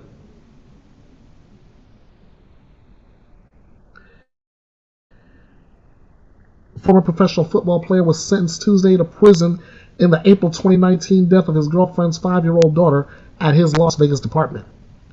The sentencing came after Sierra Wood, a former NFL and Canadian Football League running back, reached a deal with prosecutors and pleaded guilty in April to second-degree murder and felony child abuse, according to court records. 33-year-old Wood was sentenced to life in prison with the possibility of parole after 10 years for the murder charge. Clark County District Court Judge Jacqueline Bluth also ordered him to serve between 28 months and 6 years for the child abuse charge. He must serve those sentences consecutively. According to a copy of the plea agreement, prosecutors dismissed the remaining felony counts of child abuse that they had initially filed against Wood. He entered what is known as an Alford plea, a formal admission of guilt in criminal court that allows a defendant to still claim innocence. The Associated Press sent an email to his lawyer seeking comment on Tuesday. Wood played for the University of Notre Dame before brief NFL stints with 3 teams and the Montreal Alouettes in Canada. Court records show the child's mother, Amy Taylor, age 31, also pleaded guilty earlier this year to second-degree murder and felony child abuse as part of a deal with prosecutors. The coroner's office in Las Vegas said the child, Larea Davis, died on April 9, 2019 of blunt force injuries. Another one. And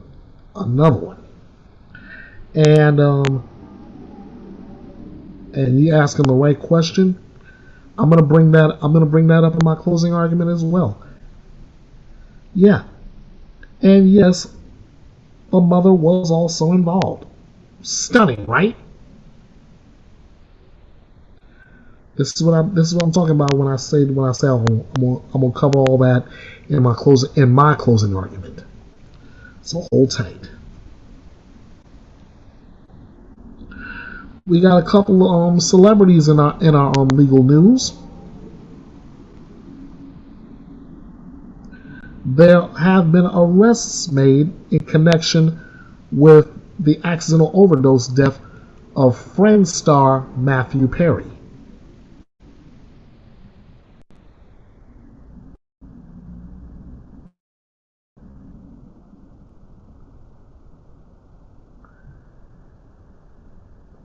So what I'm gonna go ahead and take you right to the Court TV report, and we're gonna come back and we're gonna quickly talk about that on the other side.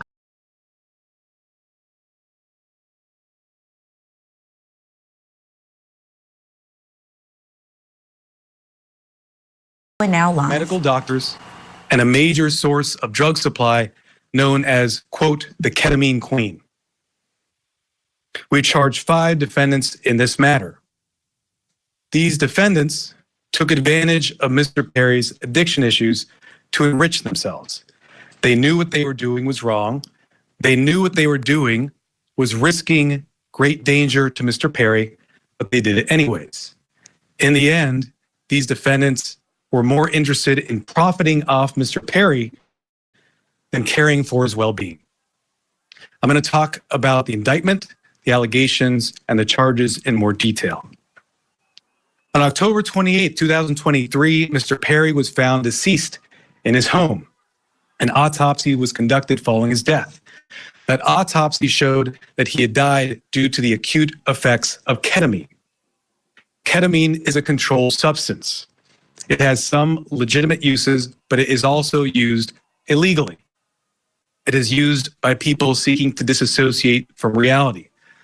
It can cause serious health effects, serious health problems, including loss of consciousness, including spikes in blood pressure, and including respiratory issues that can deprive the brain of oxygen.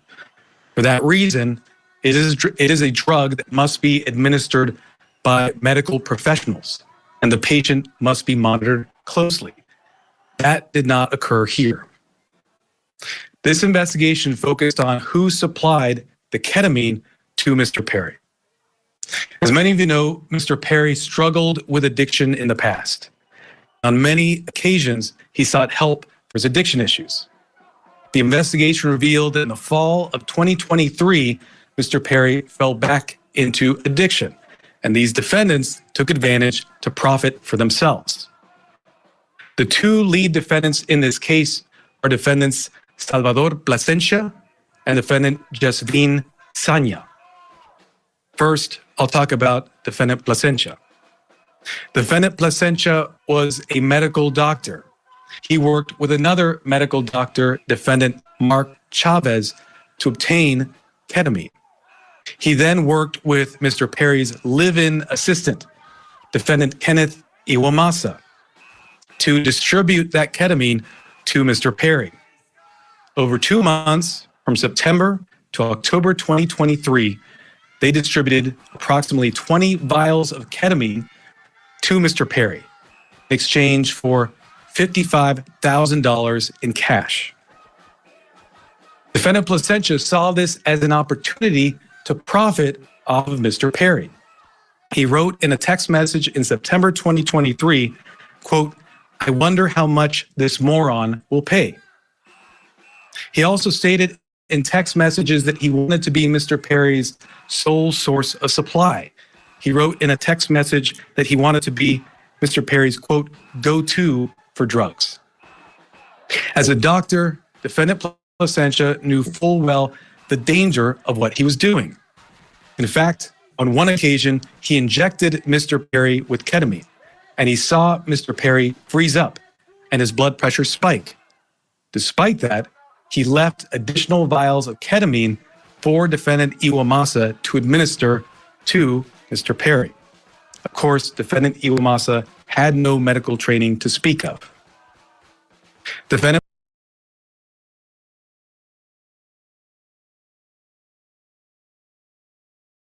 I gotta apologize, guys, because there was some extra background noise going on with that press conference. So I'm gonna take over from here with With part of this article, 5 people, including his personal assistant and 2 doctors, have been charged in connection with Matthew Perry's death in what prosecutors call a broad underground criminal network dedicated to getting the Friends star the powerful surgical anesthetic that killed him. The doctors preyed on Perry's history of addiction in the final months of his life last year to provide him with ketamine in amounts they knew were dangerous, according to U.S. Attorney Martin Estrada. He announced the charges on Thursday. They knew what they were doing was wrong, Estrada said. They knew what they were doing was risking great danger to Mr. Perry, but they did it anyway. One doctor even wrote in a text message, "I wonder how much this moron will pay, and let's find out," according to an indictment unsealed Thursday. Perry died in October last year due to ketamine overdose, and prosecutors said he received several injections on the day he died from his live-in personal assistant, Kenneth Iwawasa, who found Perry dead later that day and was the first to talk to investigators. Ketamine is seen a huge surge in use in recent years as a treatment for depression, anxiety, and pain. While the drug isn't approved for those conditions, doctors are free to prescribe drugs for so-called off-label uses. Perry had been receiving regular ketamine fusion treatments for depression in amounts not nearly enough to account for his death from his regular doctors, who were not among those charged, according to authorities. When those doctors refused to give him more, he went in desperation to others. "We are not talking about legitimate ketamine treatment," Estrada said. "We're talking about 2 doctors who abused the trust they had, abused their licenses to put another person's life at risk." DEA Administrator Ann Milgram said in one instance the actor paid $2,000 for a vial of ketamine that cost one of the physicians about $12. Perry paid the doctors about $55,000 in cash in the 2 months before his death, Estrada said. 2 of the people, including one of the doctors charged, were arrested Thursday. 2 of the defendants, including Iwamasa, have pleaded guilty to charges already, and a 3rd person has agreed to plead guilty. Among those arrested Thursday are Dr. Salvador Plasencia, who is charged with 7 counts of distribution of ketamine, and also 2 charges related to the allegations he falsified records after Perry's death. Plasencia appeared in court briefly Thursday afternoon and pleaded not guilty. He can be released after posting a $100,000 bond. Plasencia's attorney, Stephen Sachs, also asked that the client be allowed to keep seeing patients at his practice when he's released, saying he had already turned over his DEA license to prescribe dangerous drugs and that the Perry case was isolated. Assistant U.S. Attorney Ian V. Yaniello objected, saying Plasencia had essentially acted as a street corner drug dealer. Magistrate Judge Alca Sagar ruled Plasencia could treat patients only if they signed a document saying they had been informed of the charges against him. Ultimately, Dr. Plasencia was operating with what he thought were the best of medical intentions, and his actions certainly didn't rise to the level of criminal misconduct, Sachs said outside the courthouse. His only concern was to give the best medical treatment and to do no harm. Unfortunately, harm was done, but it was after his involvement.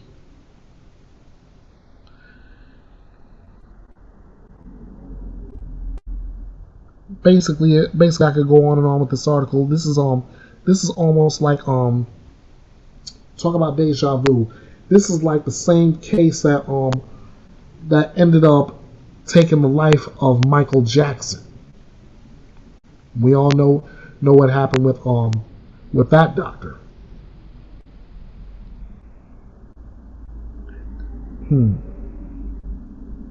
Oh, that's a great quote. "The dummy is worth more to you alive than dead, Dr. Evil." Yeah, that's a good quote.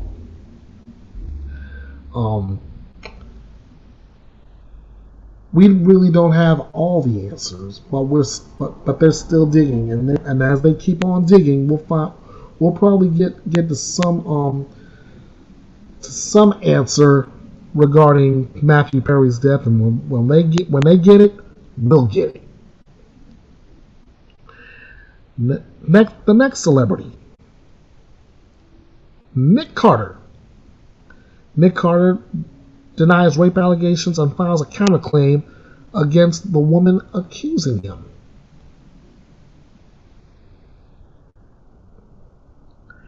Pop star Nick Carter is fighting back against a woman who has accused him of rape, filing a countersuit against her, accusing her of aiming to hurt his brand and reputation.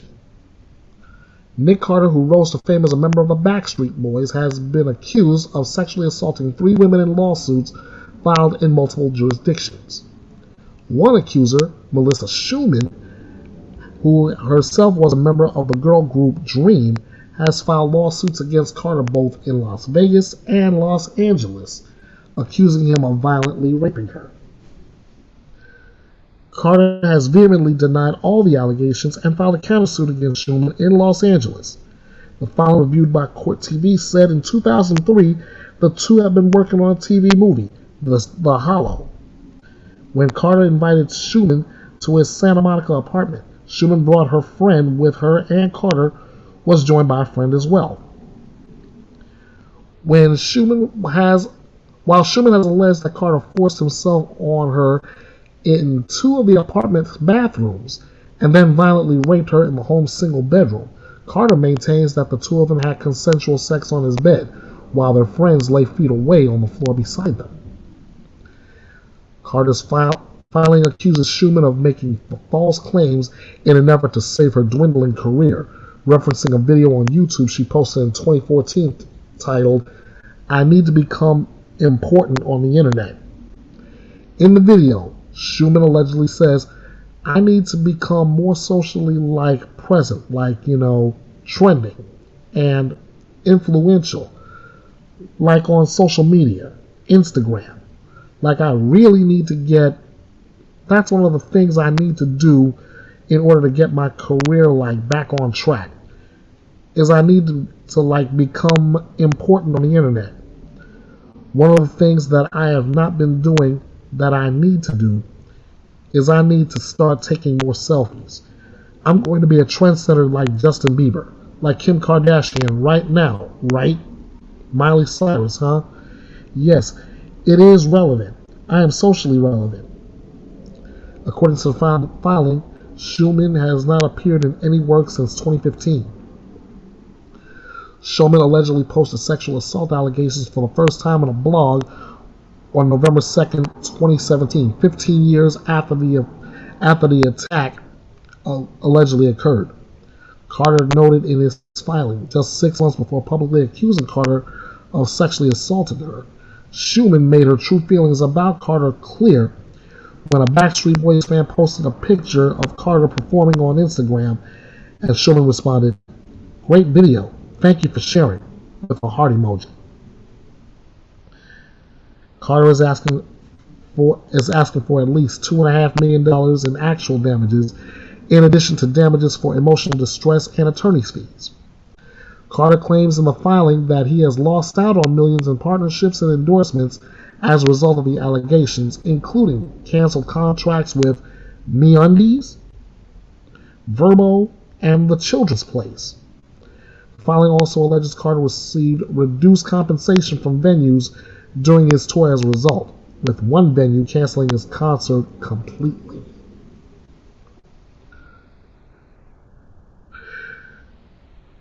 That's another one of those cases where you gotta be careful who you get yourself involved with, and in Hollywood, that's a real slippery slope. Be careful where your surroundings are. Be careful of who you hang with, and if you don't, you could end yourself up like what Nick Carter's dealing with right now. That's a good piece of advice from The Last Outlaw. All right, on here we got another celebrity news story. Los Angeles police has arrested 4 people on Thursday in the fatal shooting of former General Hospital actor Johnny Wachter.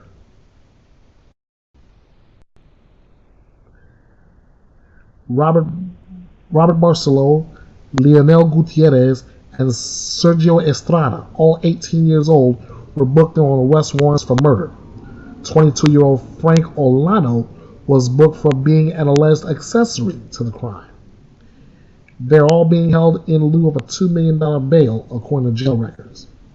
The Associated Press was unable to determine if they had attorneys to speak on their behalf after making calls to the county jail and Los Angeles Police Department seeking information. Officers conducted search warrants at several locations throughout Los Angeles that led to arrests on Thursday morning. According to a news release from the LAPD. Officers recovered additional evidence while conducting searches, police said. No further details have been shared about the arrest or the evidence. Wachter was shot and killed when he interrupted thieves stealing the catalytic converter from his car in the early morning of May 25th. Police say the 37-year-old had left work at a rooftop bar with a co-worker when he saw 3 men who hoisted his car. Police said one of them fired at him without provocation and killed him. The men fled in a car and Wachter was taken to a hospital where he was later declared dead, police said. Police on April 5th asked for the public's help in identifying the suspects, releasing surveillance images of them and their getaway car. Wachter, who was a South Carolina native, played Brando Corbin on the ABC soap opera General Hospital from 2020 to 2022. He also appeared in a variety of films and TV series, including Station 19, NCIS, and Westworld, as well as in the video game Call of Duty Vanguard. His agent, David Shaw, said just after Wachter's death that he always kept his chin up and kept striving for the best he could be. At a news conference earlier in the week, his mother described the feeling of losing him. "Grief is my constant companion," Scarlett Wachter said.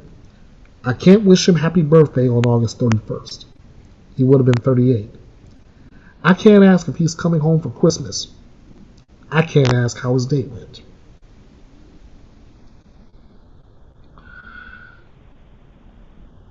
So we have information that arrests have been made, but now it's not if, but when will these 4 defendants go to trial? Which one of them was the trigger man? And which one will be the first one to say, "I did it, I plead guilty"? We'll just have to wait. We'll just have to wait and see when this trial comes up. And no, that was not a promo for ABC's Love in the Afternoon.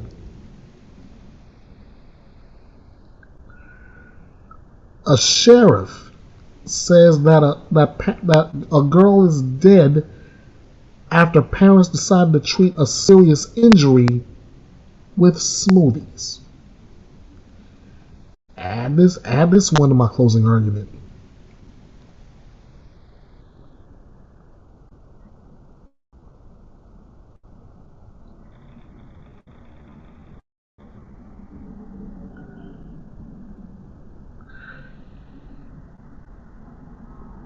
Yeah, let's add this one to my closing argument. I'm gonna let you see this one. I'm gonna let you see this one in full, and you'll see why I'm adding it to my closing.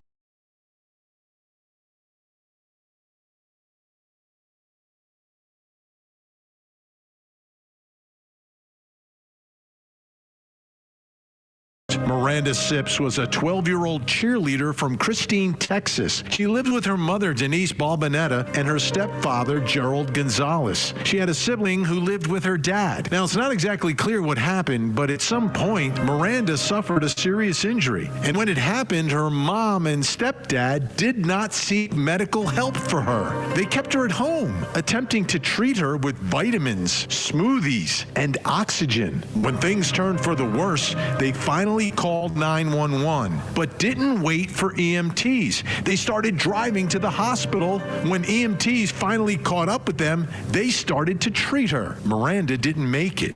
She passed away. And as the investigation continues into the nature of her original injury, her mom and stepdad have been charged with injury to a child causing serious bodily injury by omission. And tonight, everyone is wondering, why didn't they just get help for her? I'm Vinny Politan. Thank you so much for joining us tonight here on Closing Arguments. Every night at the end of the show, I remind everyone, please don't forget to hug your kids, and literally but figuratively as well, right? Like you've got to take care of your children, take care of children everywhere. But my goodness, the children in your own home. And we've seen child abuse. It happens. We've seen it on court TV. Shonda Vander Ark, awful, absolutely awful. Will be, I don't even want to call her a mother, but will be someone who filled that role as a mother, allegedly, and will be someone you'll never forget about because of what she did, the way she tortured her special needs child. Unbelievable. But it happens. We've seen moms that kill as well. Lori Daybell, convicted murderer, special needs child, her daughter, her teenage daughter. Unreal, right? The children who depend upon mom, dad, parents, they trust them, they look up to them, and they rely upon them. And when that trust is broken in a way like this, people get angry. People get very, very angry, and our system has to do something and handle these cases. But it's tough because this stuff is happening behind closed doors. And it's not necessarily something that, hey, people know something's going on over here. There's something we have to do. You know, we need to have more patrols inside the house. It doesn't work that way. That's because a child is supposed to be able to trust their parent, and it doesn't work out that way. Denise Balbanetta, that's who we're talking about tonight, a mother. Her daughter needed help. That's the bottom line. Needed help. Medical attention. And it did not happen. Instead, it seems like they were trying to give her smoothies. Like that was part of the treatment, a smoothie, like a sugary drink. That's not going to fix anything. So the sheriff spoke out, giving some more details about what happened here. And I don't know if all the questions have been answered, but let's take a listen to the sheriff, who seems to be taking this one very personally. We became aware of this Monday, the 12th, shortly after 8 p.m. 911 dispatchers here at my office received a call from a lady that said her daughter was in need of medical attention, having trouble breathing, maybe even stopped breathing. EMS and deputies were dispatched down to the city of Christine, which is about 8 miles south of Jourdanton off of Highway 16 and FM 140, a small community. While the deputies and EMS were en route, the lady left with the child. The little girl is 12 years old. She's in junior high at Jourdanton High School, and a cheerleader at Jourdanton Junior High School. So on the way here, my dispatchers made contact with them again and told them to pull off on the side of the road south of Jourdanton, which they did. And EMS was directed to meet him there on Highway 16 and 140. That happened. The child was transported to Methodist Atascosa Hospital here in Jourdanton, and a helicopter was dispatched, but she was never airlifted. The child passed away in the emergency room at the hospital here.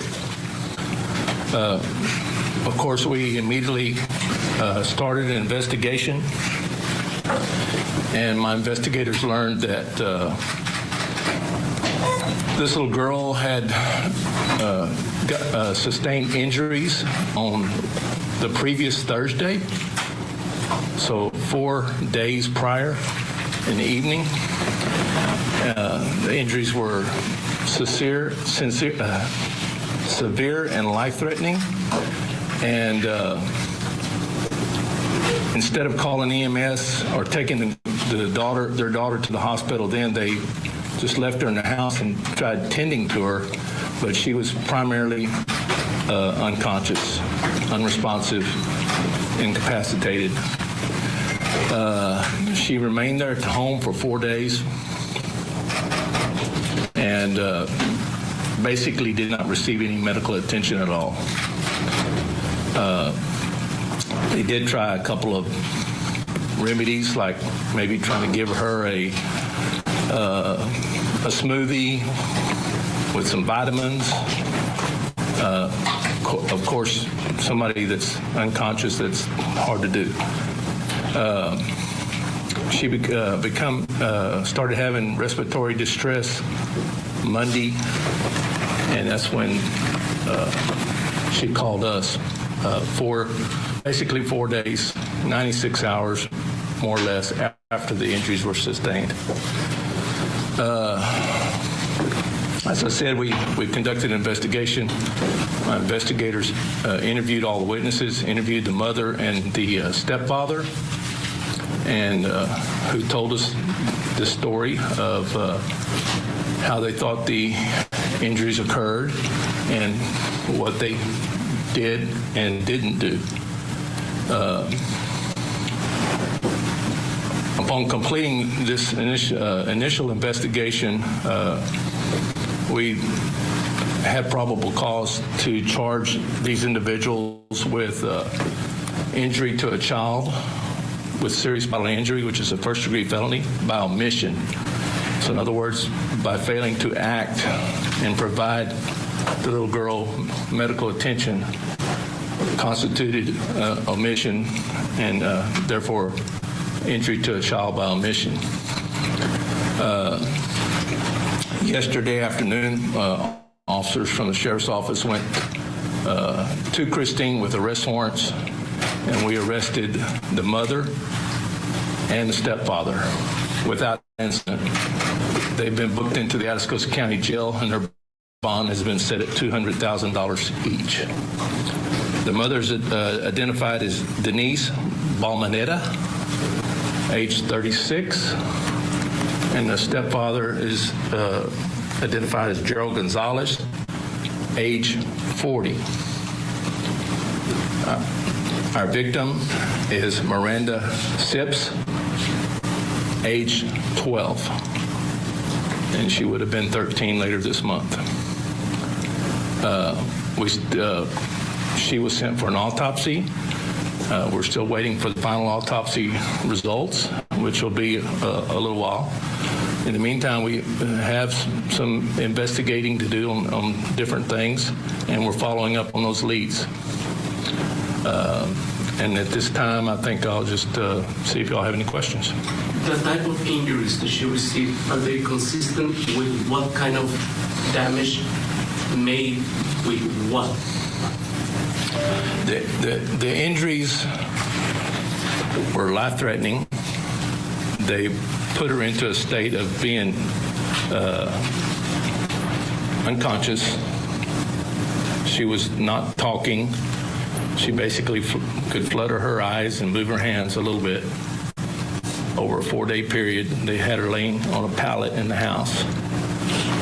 I will not, at this point in time, go into the injuries, detail on the injuries or how they happen, because I'm not 100% sure. And I don't want to sit up here and tell y'all these injuries happened this way, and I find out that they happened a different way. So we're going to get to the bottom of it before we address how the injuries occurred. And obviously, that is the huge question that needs to be answered in this investigation. The initial injuries, how did it happen? What caused her to be in that state where she is just left in the home for 4 days as they try smoothies to help her? Makes no sense. Like, the only reason you would do that is you don't want someone to know what happened, I think. Unless you just don't believe in medicine, but you ended up calling 911. So that doesn't make sense either. Let's try to get some more information here. Joining us, our special guest, deputy editor of mysa.com, the sister site of the San Antonio Express News. Warren Brown is with us. Warren, this story has a lot of people on social media, I know, like angry, really angry, but also a little confused about this very bizarre situation. Since this press conference given by the sheriff, has there been any more information about the initial injuries that this 12-year-old suffered? No, unfortunately there hasn't been. The sheriff has been very clear that he is not going to engage in any sort of hypotheticals until this autopsy is complete. He has mentioned that there could be upgraded charges if the investigation bears additional details that might show that this mother and stepfather are responsible for the injuries. But as of now, we're still kind of in a hovering pattern, waiting to see more. But did I understand the sheriff correctly that the mother and stepfather did give their version, their story about what had happened or what they thought had happened to the daughter? Yes, what's interesting is we have all this information about the 4-day period and the attempts to try to nurse Miranda back to health with smoothies and vitamins, and all that comes from Ms. Valvanetta and Mr. Gonzalez from the interview process with investigators. So, you know, they haven't been trying to hide every detail, but it does seem that there might be some more information that we're still waiting to find out. And the timing of it all after 4 days is interesting to me because when you look at it, there was initially some online speculation that, oh, well, she's a cheerleader, maybe this happened during some sort of practice, but school didn't start until 3 days after these injuries. 4 days after these injuries. And the sheriff ruled that out. But what's interesting to me about it is that after missing the first day of school, that's when Ms. Valvanetta reached out to police or called 911. And it may have been because, you know, she would have missed from school and someone may have noticed. So there's some interesting things that just don't fit together. And it'll be interesting to find out more as this investigation continues. Do we know if there's been a search of the home yet? Yes. So almost immediately after Miranda died on Monday night, investigation began, and they went by the house and they took a look at the living situation, and the details were that it was an unkempt house, as I believe what the sheriff said. And so we know that much. We know that she was kept on a pallet or on the floor itself for 4 days. And unfortunately, you know, what's very tragic about this is that, you know, we won't ever know, but if she'd gotten help at some point during that time, you know, could she have been saved? And, you know, we'll see. Do we know anything about the history of the family or the history of the relationship? Mom, stepdad, were they married or were they just sort of living as, you know, an unofficial stepfather, and how long he had been in their lives? No, we don't have that detail. We do know that Valvanetta did have another child, but that child lived with the father elsewhere. So in terms of whether they were married or not, we're not sure. How long that relationship is going on is, still unclear. And how about the community? My guess is this is a relatively small community. What's been the reaction there? It's Christine, Texas is a town of less than 400. And, these communities, they come together in times like this. And, we've seen a GoFundMe started for funeral expenses by family members. And they've raised, several $1,000s in short order. And so there is, an outpouring of, concern and love for Miranda. And we also know that they've had counselors at the school for her schoolmates just to try to help them process and get through this. Yeah, how about any sort of, were there problems in the past? Were there issues in the past that we know of?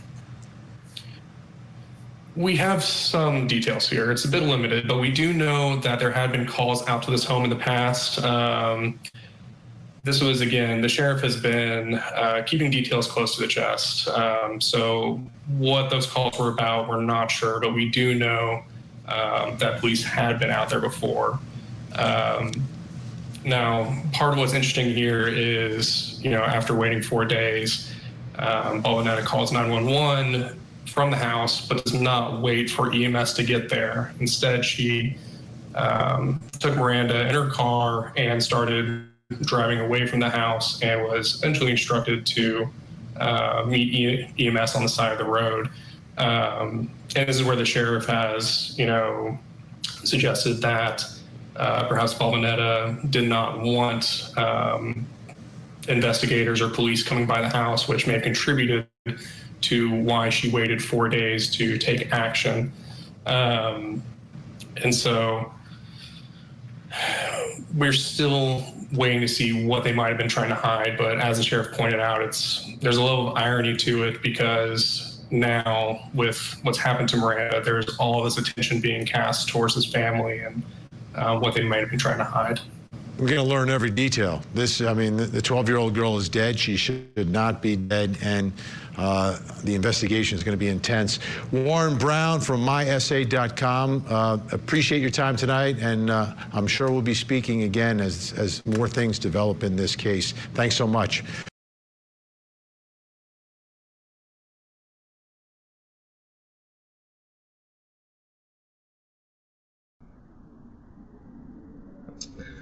Going back to a couple of comments that Amy Crew highlighted in this case. Smoothies as medicine? Insane. Absolutely. I mean, again, common sense, ladies and gentlemen. But again, I'm almost through here. I'm almost through, and when I get through, I am going to unleash on all these cases like this in my closing argument. But still, it makes no blessed sense to me. Did they lack the medical insurance, or did they cause the original injury? They're saying that she had sustained life-threatening injuries. It says nothing about whether they had medical insurance or not. Oh, but then again, at a news conference, Sheriff David Soward said the couple tried treating Sims' injuries with a couple of remedies, including smoothies and vitamins. Basically, they thought they could nurse her back to health, and we do not think they wanted the attention that this would draw if the little girl was injured, which is strangely ironic, but that was their line of thinking. So the bottom line is, they thought they could treat the girl on their own without any kind of medical help. I've seen too many of those cases. As far as I'm concerned, I consider that as child abuse too.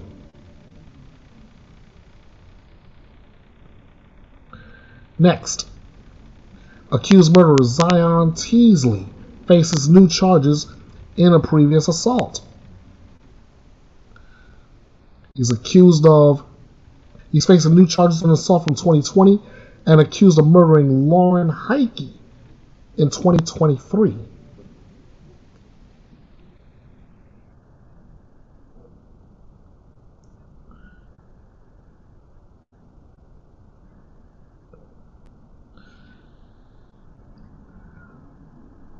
A man accused of murdering a woman on a North Phoenix hiking trail last year is now facing new charges tied to another assault. According to newly obtained court documents, Zion Teasley has now been charged with aggravated assault and burglary stemming from an alleged attack in January 2020. The documents say the weapon used was a knife and the victim was another woman. Teasley allegedly attacked the woman while she was returning to her apartment while taking out the trash, forced his way into the woman's home, and stabbed her several times. The victim was able to fight off Teasley, who eventually fled on foot. Here's the details according to our friends at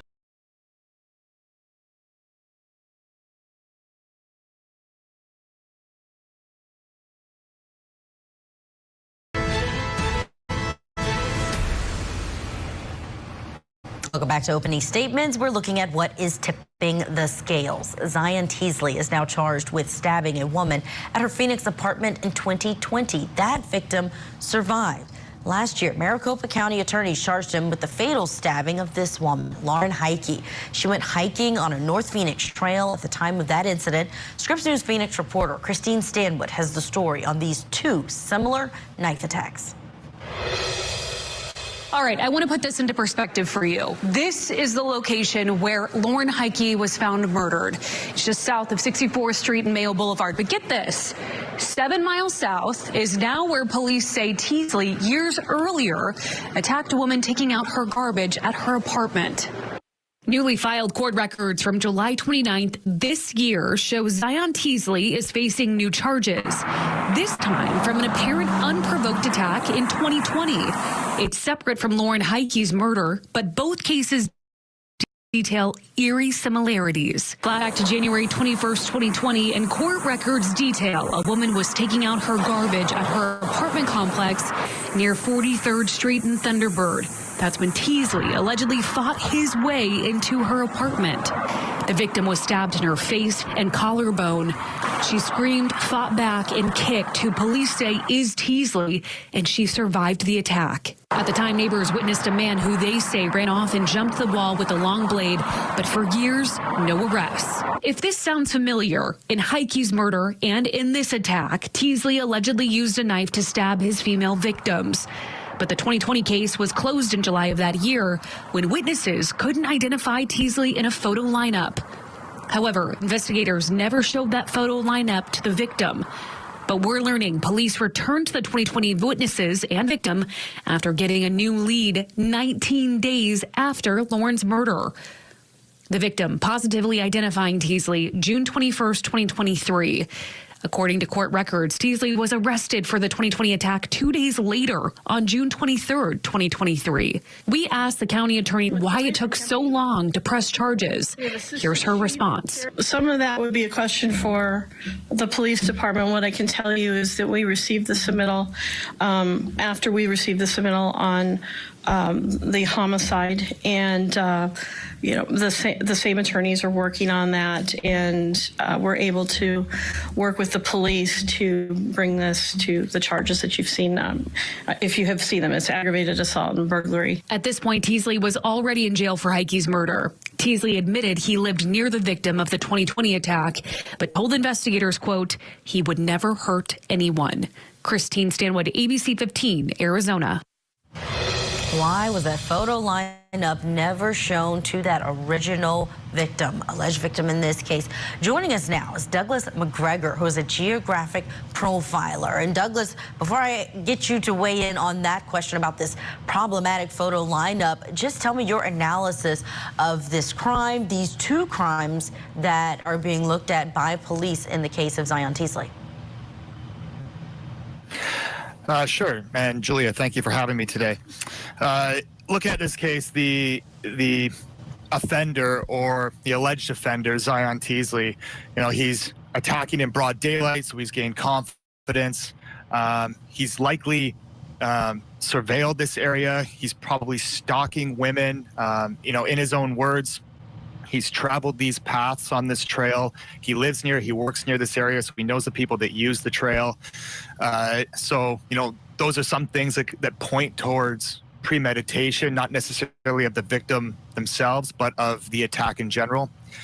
And it's not surprising that this individual has prior attacks. Like I said, he's gained confidence, and he's gained enough confidence to carry out this attack in broad daylight. His previous attack was at night, and it was less violent, and obviously the victim survived. So now he's evolved, he's got more confidence, and he's finally committed to a daylight attack that ends in murder. How shocked are you that somewhere in this investigation of the 2020 attack, there was no photo lineup provided to the victim, when we see, fast forward to 2023, this victim was able to positively identify him from a photo lineup, which I think is even more surprising that all those years later, a positive ID was able to be made. But tell me your thoughts on how this could have happened in the investigation. Sure. There may not have been the law enforcement may not have had a viable list of persons of interest or suspects to provide a photo lineup. I'm not sure. I know that the victim from 2020, she did identify this individual from the lineup, but likely it is the case that they just didn't have a viable list of suspects to provide her. And once they had this crime in 2023, they were able to link certain aspects of the crime.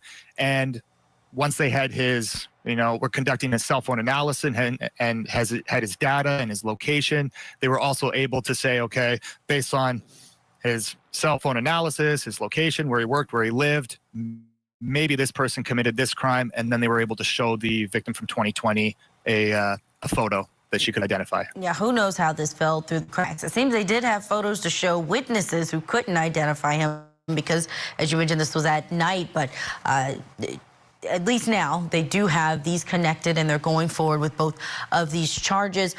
Any thoughts about this time gap? Do you think there's a possibility that there are cases that police are still missing that relate to this person, or are these just two incidents that happen where there's nothing in between? No, I think there's a lot of cases in between. It's hard to say what those cases might entail. He obviously was convicted of a string of robberies. So he has criminal activity outside of aggravated assault and homicide. But there are likely other attacks. And I assume law enforcement is going to look into a number of possibilities. Just looking at location, they're obviously going to look at the greater Maricopa, Phoenix area. They may look as far away as Tucson or Flagstaff.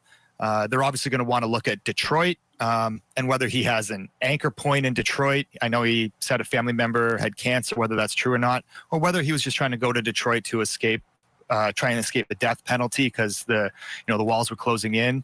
So spatially, they're going to want to look at those areas, but they're also going to want to look at types of crimes. They're going to want to look at the victim pool, right? They're going to want to look at female victims. They're also going to want to look at victims in the LGBTQ plus community.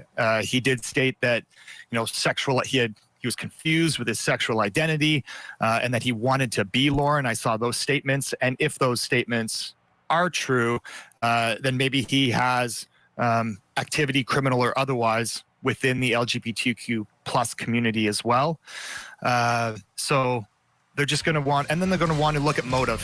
And motive's really I hate to wrap you, but that is all the time we have for. Thank you for weighing in, especially on behalf of these victims. We hope they all get justice.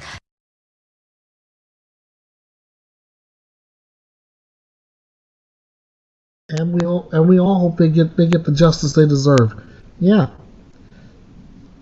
You haven't heard this case. Thanks for new information. This is what I do, Amy. A lot of the cases that the media is not covering, you're gonna get it right here. Bethea'S Byte Reloaded. You're also gonna get some of the cases that they are covering. All I'm doing is presenting the information. It's you guys who get to decide, get to opine as to whether they should be charged further, whether they're overcharged, whether that person is guilty or not. In the end, it's all about getting to the end goal, which is justice served. And right now, we're a long ways away from that as far as Zion Teasley's case. But we will get there. Trust and believe that. Finally, before we get to Julie Grant's opening statements, we have Jose Baez. That name should be very familiar to you. Jose Baez is accusing the prosecution of intentionally mischaracterizing things like funeral potatoes in text in Shauna Gardner's murder trial. And as a little trivia answer for you, if you don't know who Jose Baez is the same attorney that got Casey Anthony acquitted back many moons ago. So now that we got that clear, I'm going to take you back to my main man, 50 Grand, the man with the plan, Court TV's Vinny Politan, with something else you know.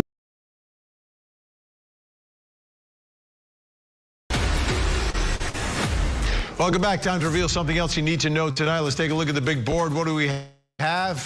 Funeral potatoes tonight. That's Shanna Gardner. She's accused of hiring a hitman to kill her ex-husband, Jared Bridegan, in the middle of a custody battle.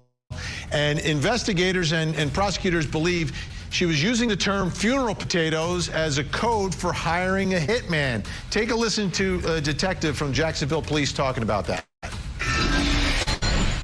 Let's talk about the funeral potatoes casserole. Did these words, were they used frequently in conversations between Shanna Gardner and Kim Jensen? Yes, they were. And in what context were they used? In reference to the death of Jared. What direction does this conversation take?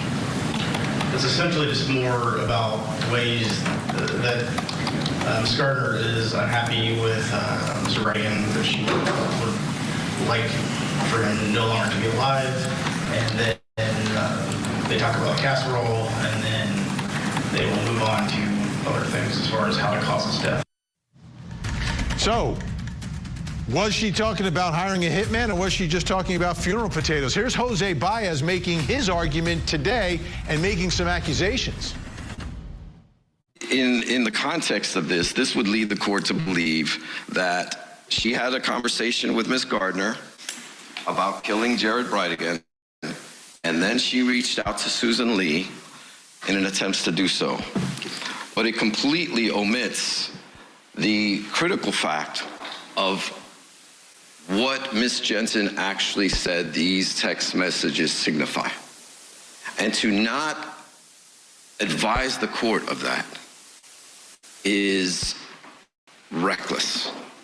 It's a clear attempt to mislead this court into thinking one incredibly damning fact that in fact is absolutely false and ended up being a joke and albeit an inappropriate joke, but this case is riddled with that type of off-color humor. They knew early on that these were a joke. We certainly would have liked to have had that information for the Arthur hearing so that we could have clarified for the court that this evidence isn't worth the paper it's written on. And to leave the court with that false impression that this was a legitimate solicitation for murder is befuddling, to say the least. And then we have Detective Johns, not just lying once, but time and time again on major critical facts and withholding information, misleading information, and flat out false information. Okay, so Shanna Gardner's having this conversation, text message with her friend Kim Jensen. Kim Jensen testified about the funeral potatoes and what they really meant. Was it about a hit or was it about funeral potatoes? Take a listen. Well, the prosecutors were under the impression that that was a code word for planning a murder. which is patently false. Funeral potatoes is just like a little catchphrase in the church. It's like a staple food after a funeral. The people get served a meal, and typically it was that.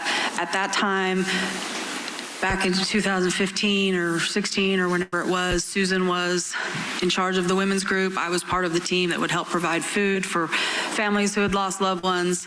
And I think I got asked to make funeral potatoes like 4 times in such a short amount of time. And so that kind of was like it was just a common thing at the time, because it was like, oh, more funeral potatoes, and so it was just, it's stupid is what it was. So things are still developing in this case, and obviously we will stay on top of every development in the case against Shanna Gardner and her estranged husband.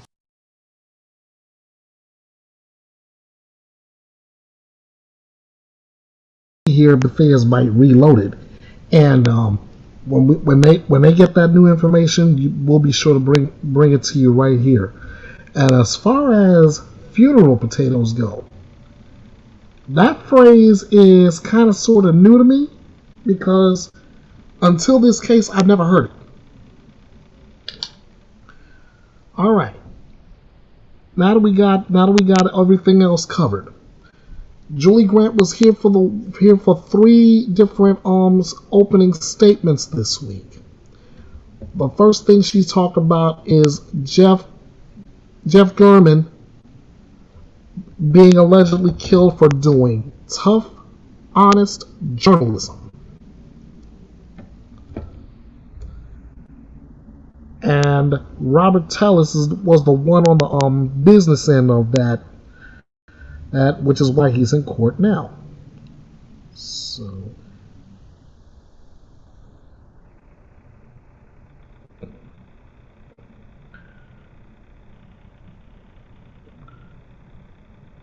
So get ready, guys. We're about to hit you right now with the first of 3 opening statements from Julie.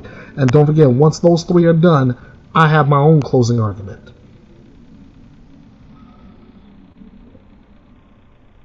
Statement. Shocking Sin City and jarring journalists all across the country. That is what the news of Jeff German's murder did. The highly respected investigative reporter was committed to exposing corruption. Was that noble commitment what led to his death? Prosecutors say that former public administrator Robert Tellis killed him because he was angry about the stories that German was writing about him and the way that he ran his former office. Now, if that is true, my friends, it should shock the conscience of everyone who values our constitutional freedoms in America. We, the people, have a right to know what's happening in the government offices of those that we elect to serve us. Now, if we don't have the freedom of the press and courageous, dedicated journalists like Jeff German, how will we know how our hard-earned tax dollars are being spent? Investigative journalism is tough for a lot of reasons. We need more journalists like Jeff German who are brave enough to tell stories that might make some people upset, but those stories are serving and informing the larger population of hardworking Americans like you. May Jeff German get justice from the court system that he was committed to covering, and may his legacy of fearless reporting live on.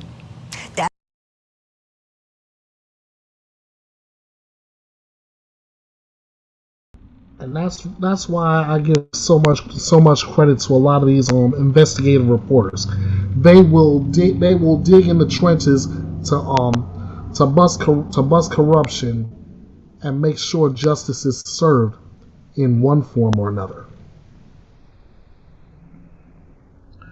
Next, we're going back to the Susan Lorincz case and the stand your ground law. Some people just use that as a free pass to kill.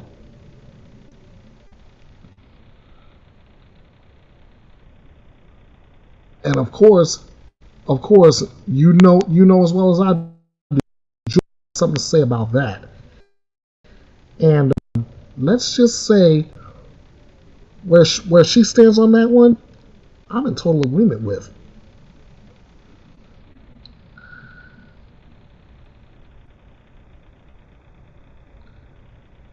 So get ready, it's time for our second opening statement. My opening statement. Stand your ground isn't a get out of jail free card. I am so sick and tired of seeing people cite this law willy-nilly. It is a law of last resort. It is not a free pass to commit a homicide. Deadly force, we know, was used during a neighbor's quarrel in Florida. And we know that a beautiful mother's life was cut tragically short. Now her 4 children have to grow up without the woman who loved them more than anything in this world. And that Florida jury will be deciding whether the shooting of Mother A.J. Owens was justifiable under the law. Now, so far, I'm not seeing anything that justifies what was done to A.J. Owens. The defendant was on the other side of a locked door. A.J. Owens didn't break into her house. A.J. Owens didn't fire shots into her house. In fact, A.J. Owens didn't even have any weapons on her. She was standing up for her son. That is the right kind of ground to be standing on. And what's more, this defendant, Susan Lorincz, fires through a wooden door. Firing a gun without a clear view of your intended target or what is behind your intended target goes against all the rules of firearm safety and responsible gun ownership. Stand your ground is serious business. It is not something you seek to set yourself up to use. And as more evidence comes into this case, we're going to find out if this particular shooting was justified or if the law is being invoked to cover up an illegal homicide.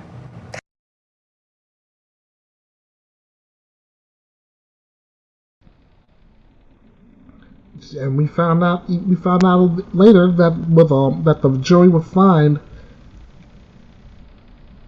Susan Lorincz guilty of manslaughter. Maybe now she'll think about how to be a more responsible gun owner. And but then again, Julie will make the same argument that any sane person would. That if Susan Lorincz had not used deadly force, A.J. Owens would be alive today. So, if she reasonably, A.J. Owens would be alive. Right. So we're gonna go ahead and get that last statement set up.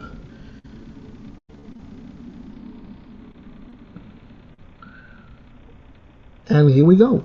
It's time for your final opening.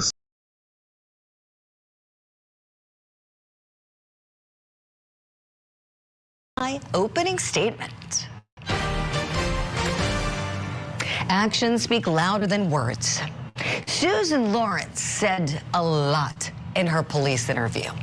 And she used all the right legal language. She said things like, I felt I was in imminent danger, and I was just fearful for my life.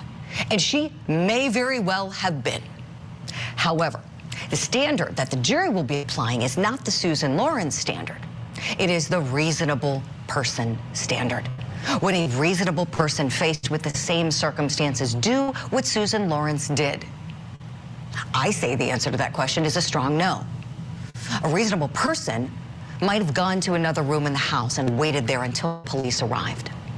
A reasonable person who really didn't want to use their gun might have just yelled, "Get off my property, I have a gun."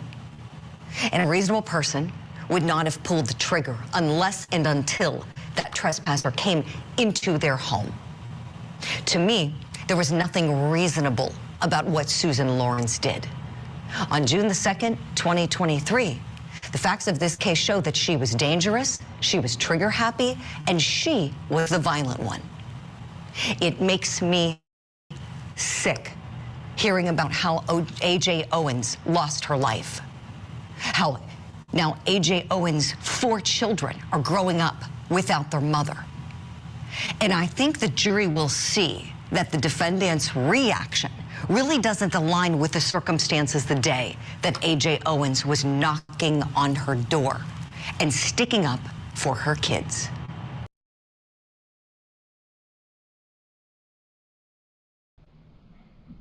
As I mentioned earlier regarding that case, if A.J. Owens were to bust into that house, then Susan Lorincz would have every God-given animalistic right to defend herself and her home. If it meant use of deadly force with a gun, then so be it. Unfortunately, that was not the case, and that's why she was convicted of manslaughter. And Amy Cruz says in the comments, yes, that coward shot through the door. That's right. Right, that's exactly what had happened there. So yeah, if you ask me if the jury got it right, I say absolutely. And like the title said, if Lorincz had acted reasonably, A.J. Owens would be alive. That takes care of Julie's opening statements. Now it's time for my closing arguments.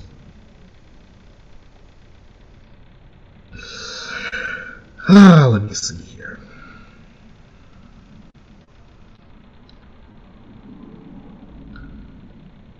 Mom and boyfriend charged in murder of a boy confined to a pen stapled to a wall. Father pleads guilty to driving twins off a cliff. Arizona father charged in 2-year-old's hot car death pleads not guilty.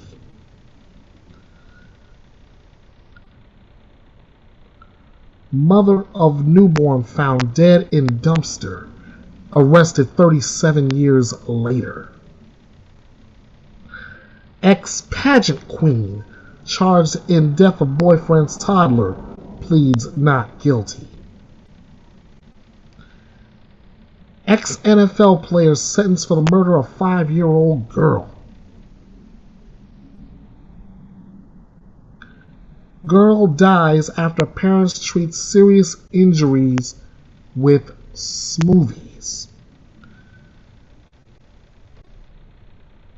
Ladies and gentlemen, the first question I ask is, as parents, what are we doing here?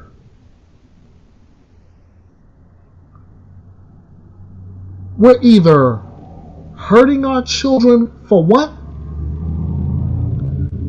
We are doing everything we can to not give that child medical help for what?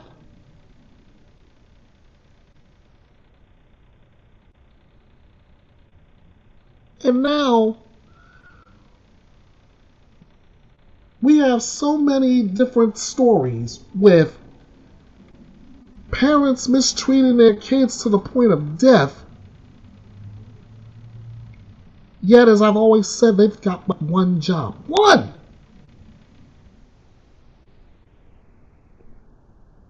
And they're not even doing that. What are we doing?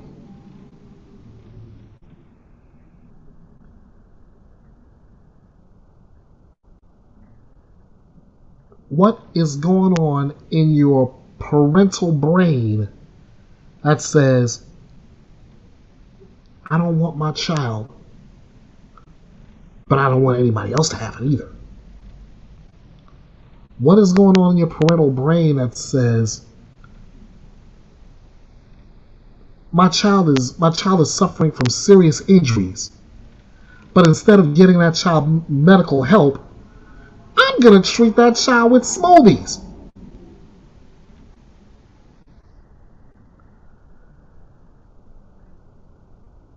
What's going on in your mind that says, I'm going to take my 2-year-old twins and I'm going to drive them and myself off a cliff?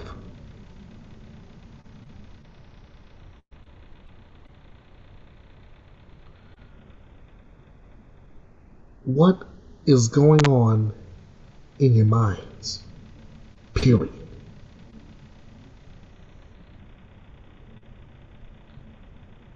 Because these are not the actions of parents. In some cases, these aren't even the actions of guardians. These are the actions of those I call monsters. These monsters need to be put away before another child gets hurt, before another child loses his or her life, before another child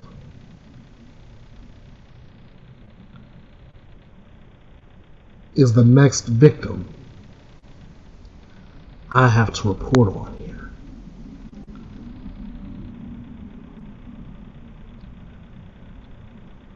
And to think, the only good news that came out of this edition of Bethea'S Byte Reloaded came starting from last week, when I did a missing persons report on Liliana Manguia.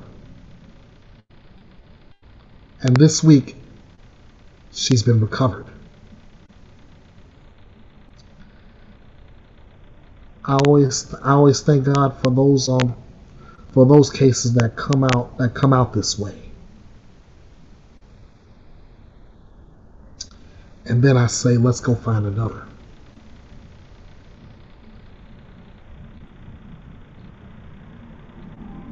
It's time to be responsible adults and do what we can for children, whether they're yours or not. We say we want to protect our children. Here's a challenge for all of you. Let's stop delivering lip service. And let's start putting some verbs in our sentences. Let's start actually doing something. It's like I always say when I do a missing persons report. If you see something, say something. That way we can do something. And Amy Crew puts right at the very end of this is as an exclamation point. People need to remember their Lord. That's right.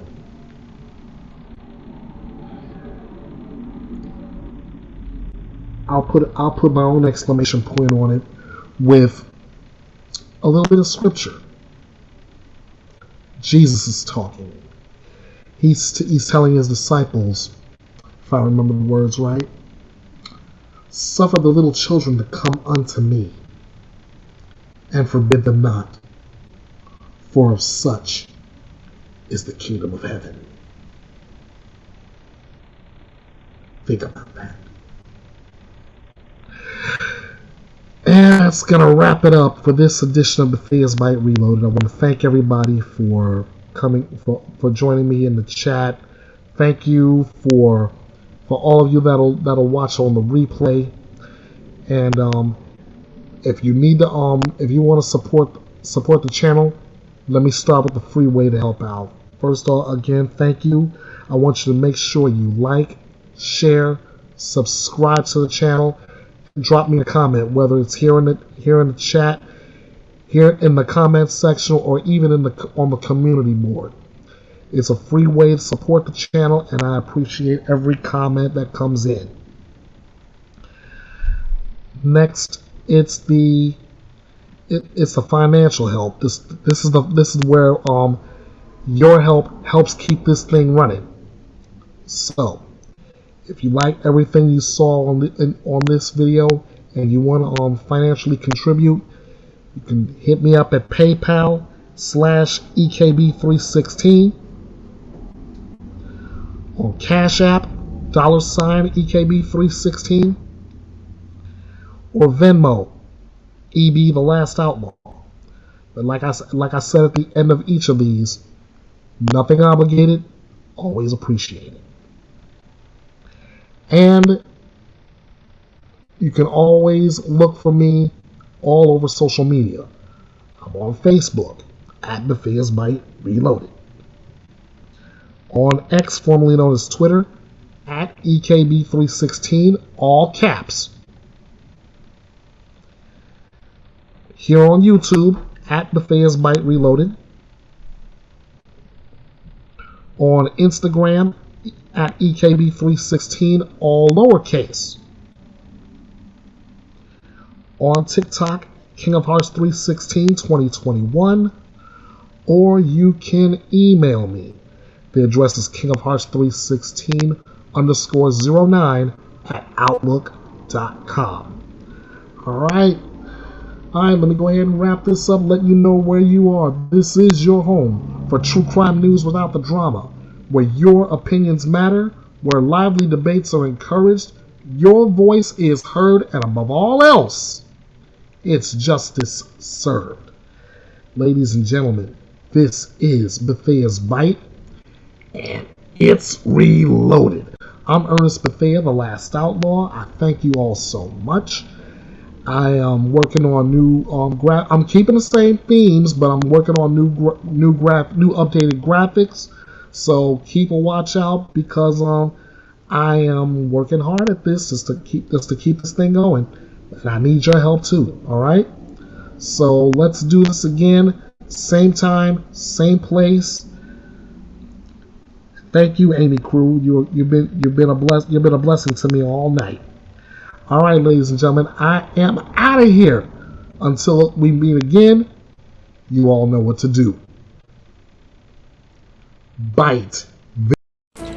Thanks for watching and joining me here at the drama-free true crime destination. Be sure to like, share, subscribe, and drop me a comment on this video. And be sure to follow Bethea'S Byte Reloaded all over social media. This is Bethea'S Byte, and it's reloaded.